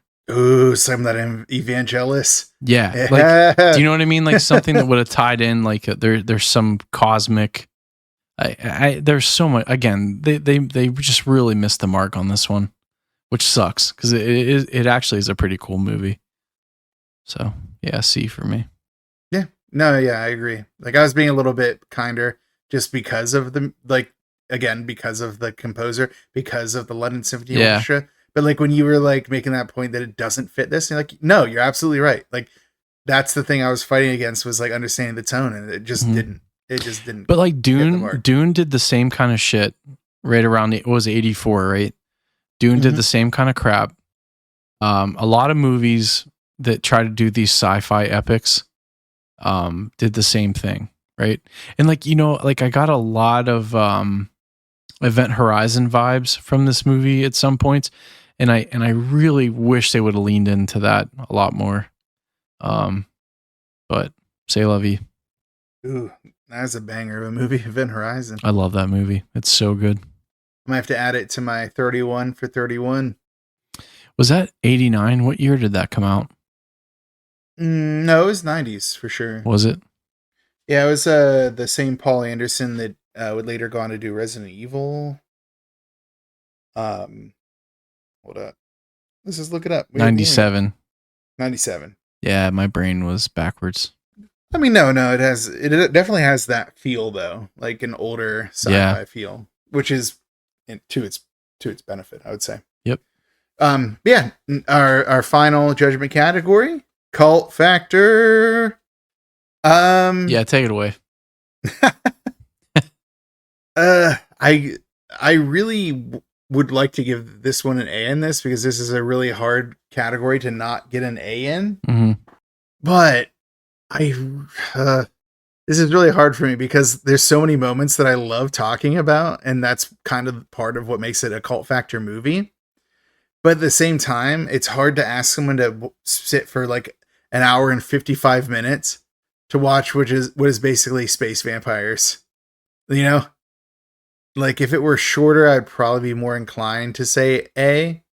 But I don't know. Like, I want to talk about Dr. Falada and his weird death. Like, how many times am I going to say, oh, the biochemist who's also a thanatologist and a hypnotist? Like, the man who's a business card has 1,000 titles. But like, the problem is Falada doesn't have nearly enough screen time. But you also have like the random adventures of Kane and Carlson, where they just go into an insane asylum, go visit a nurse and just start hitting her until she uses psychic energy to tell him where the guy is gone. Like, I don't know. It's just, it's so weird, but I think it might be too weird. So I might have to go B on it. Yeah. I feel like watch the first 30 minutes of this movie. Fast forward to when they get to Patrick Stewart, and then watch the last 25 minutes, 30 minutes of this movie. And that's pretty much all you need.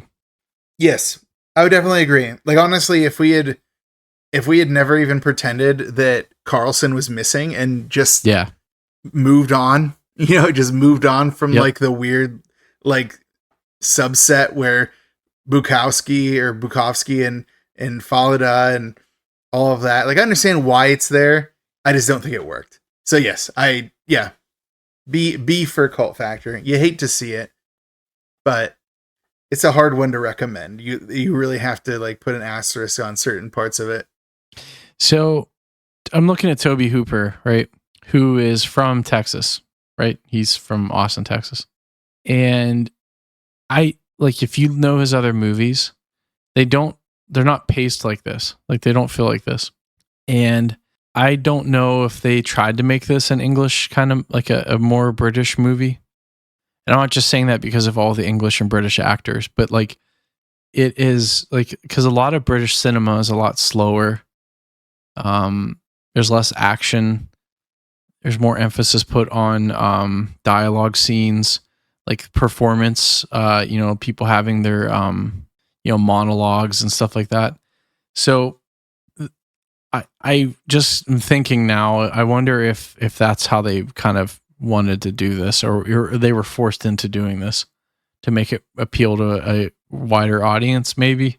Because I could definitely see that that's where he was going. Like, he was kind of going against his own strengths and his own instincts in order to try to create something else. But the problem is he was both fighting against his own strengths, and he was fighting against the strengths of the source material, which is space vampires.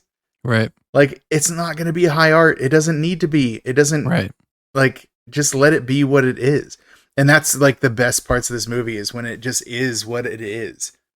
And it just sucks that he's trying to elevate it. And I don't mean that in a disparaging way. Like, we all love A24 horror movies. Like, we love elevated horror. It's great. But not everything has to be that. Like, some things can just be what they are. Like, some things can just be a movie about a sloth murdering people. It's fine. I can't wait. We don't need to. Yeah. Like, that's what I mean. Like just let a thing be what it is. And I really feel like that's what keeps this from getting to that cult factor area. It's like, I do recommend it. I think it's a fun movie, but you just have to give like those caveats of, but it isn't living up to its own potential of what it wants to be. Mm-hmm. And it's trying to be something that it isn't. And it's playing against the strengths of the director. It's playing against the strengths of the material. So, yeah, I think that was astute. You were right. All right. So what's our final grade on the? You mean what is our last category in this entire show? Yeah, it's the D roll.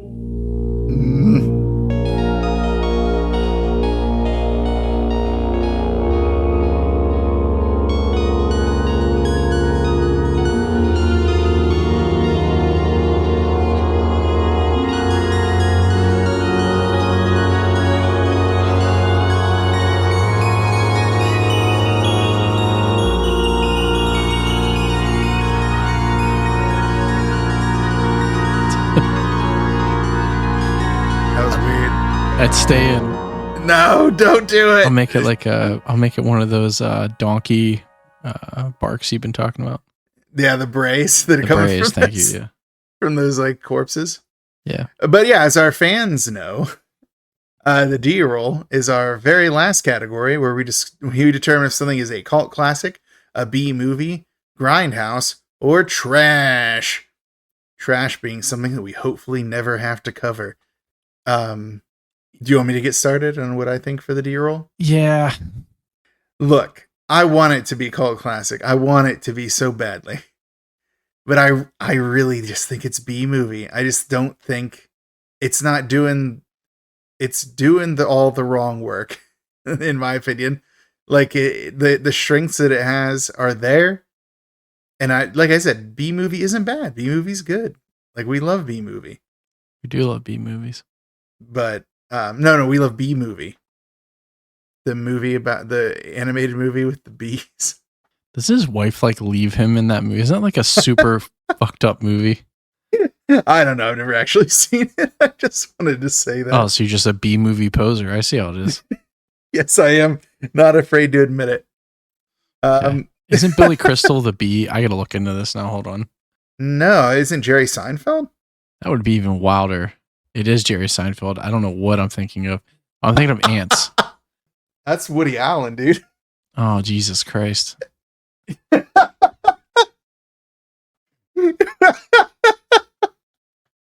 What's the other one? They're like blue. It's not. Oh, A Bug's Life. A Bug's Life?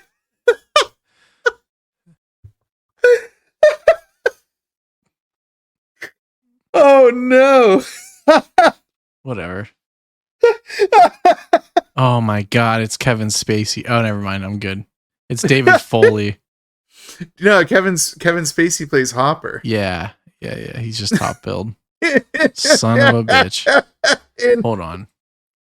Which movie was Billy Crystal a bug?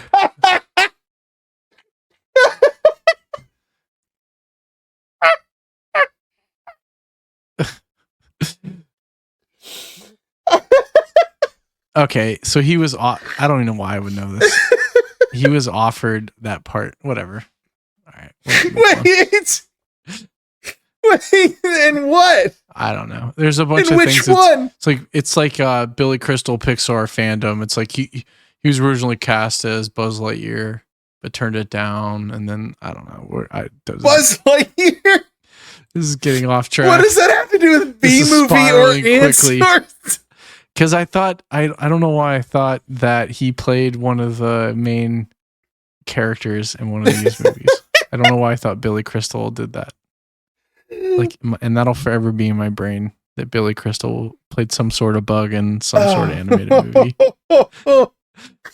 You're gonna have to cut like all of that. No way. So anyway, for the D roll, I choose B movie. I'm done. Done. Call it. Yeah, what do you have to say? I mean, B movie it is. No, I think you're right. You want to be called classic. I don't think it hits that. There isn't anything in this movie that drastically stands out other than the girl walking around naked for 15 minutes. That's it. Or 7 minutes actually. So I know it seems like so much more than 7 minutes of screen time, but they say that's all it is. And I'm like, oh. Ooh. So like if that's like the only determining factor for that being a cult classic, I don't know. It doesn't seem like I don't think that's enough. No. Again, spend some more time in space. I think this would have been a banger. But I would say more time in space, or just more time, even just like less time trying to make it so realistic and so elevated, and just more time just letting it live and breathe. Yep. Yeah. So B movie it is. We've solved the D roll. We've made it a B movie.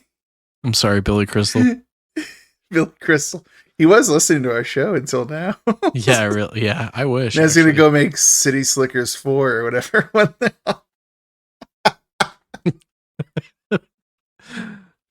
right. Man, I don't even... My brain has been cleared. What do we do now? Oh, we got to talk about next episode. Do you know what I'm actually thinking about? No. He plays Mike Wazowski in Monsters Inc. Wait, you mixed up. I did. I totally did. B-movie isn't even a... I know. B-movie is... I know. I'm just...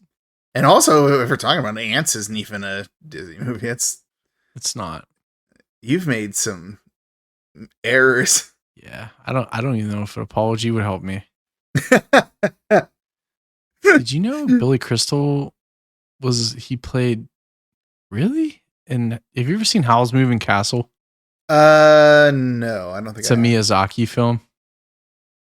Yeah, I'm aware of it. I've never seen it though. Yeah, Billy Crystal plays one of the characters. All right, let's get the fuck out of Billy Crystal land. Why quickly, not? This is Billy Crystal forever. Quickly.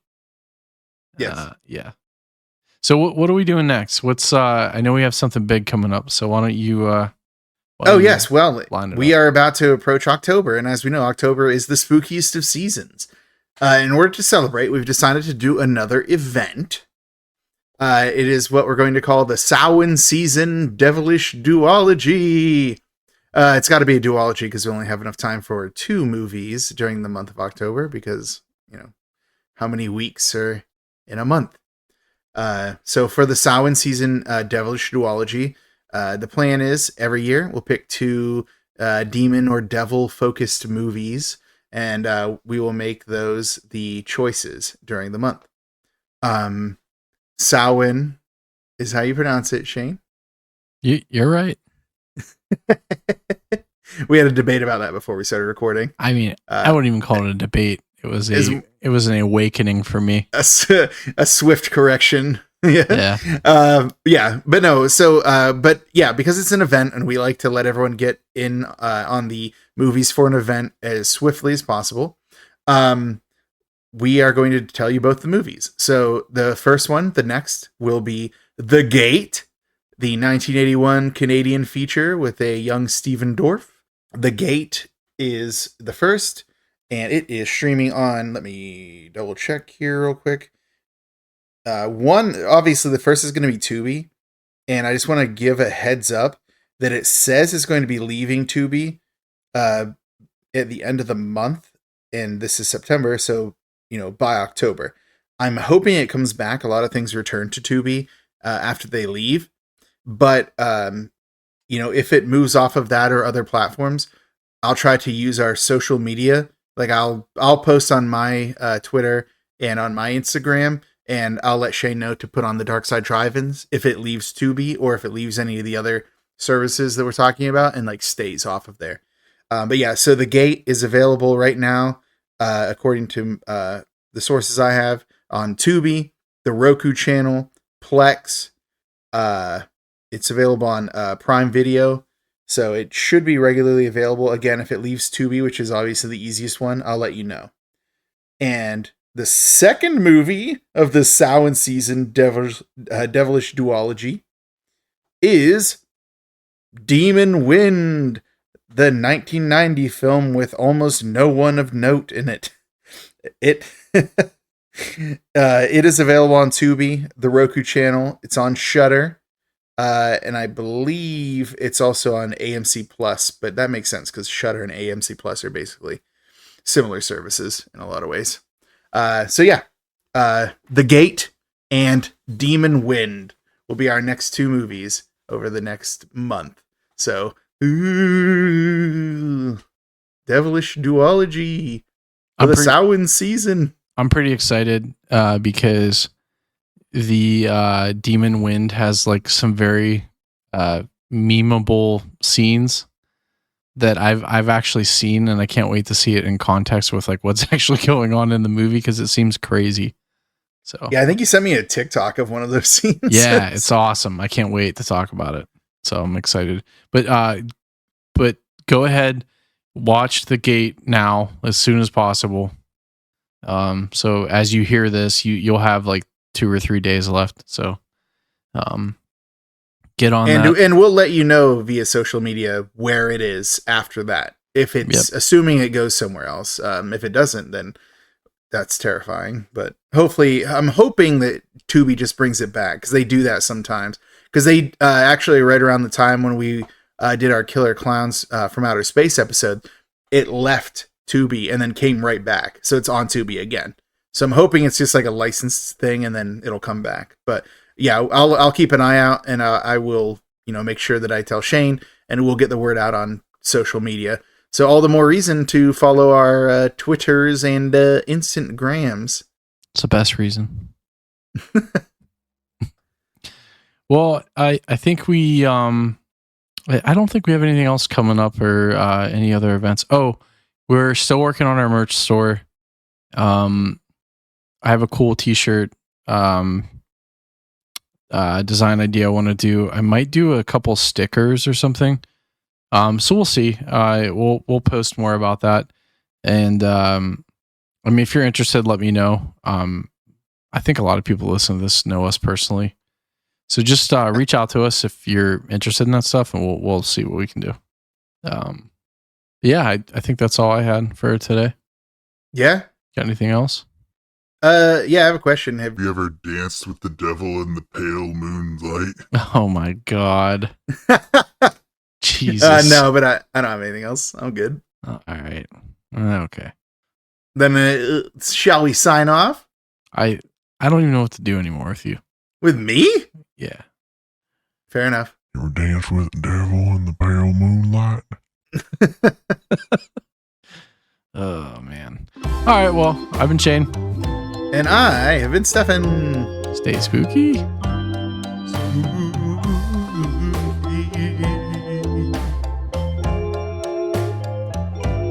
wonder if that all came through. Spook! Nah, maybe one more. Let's give it another one. Spooky. Bye. Bye.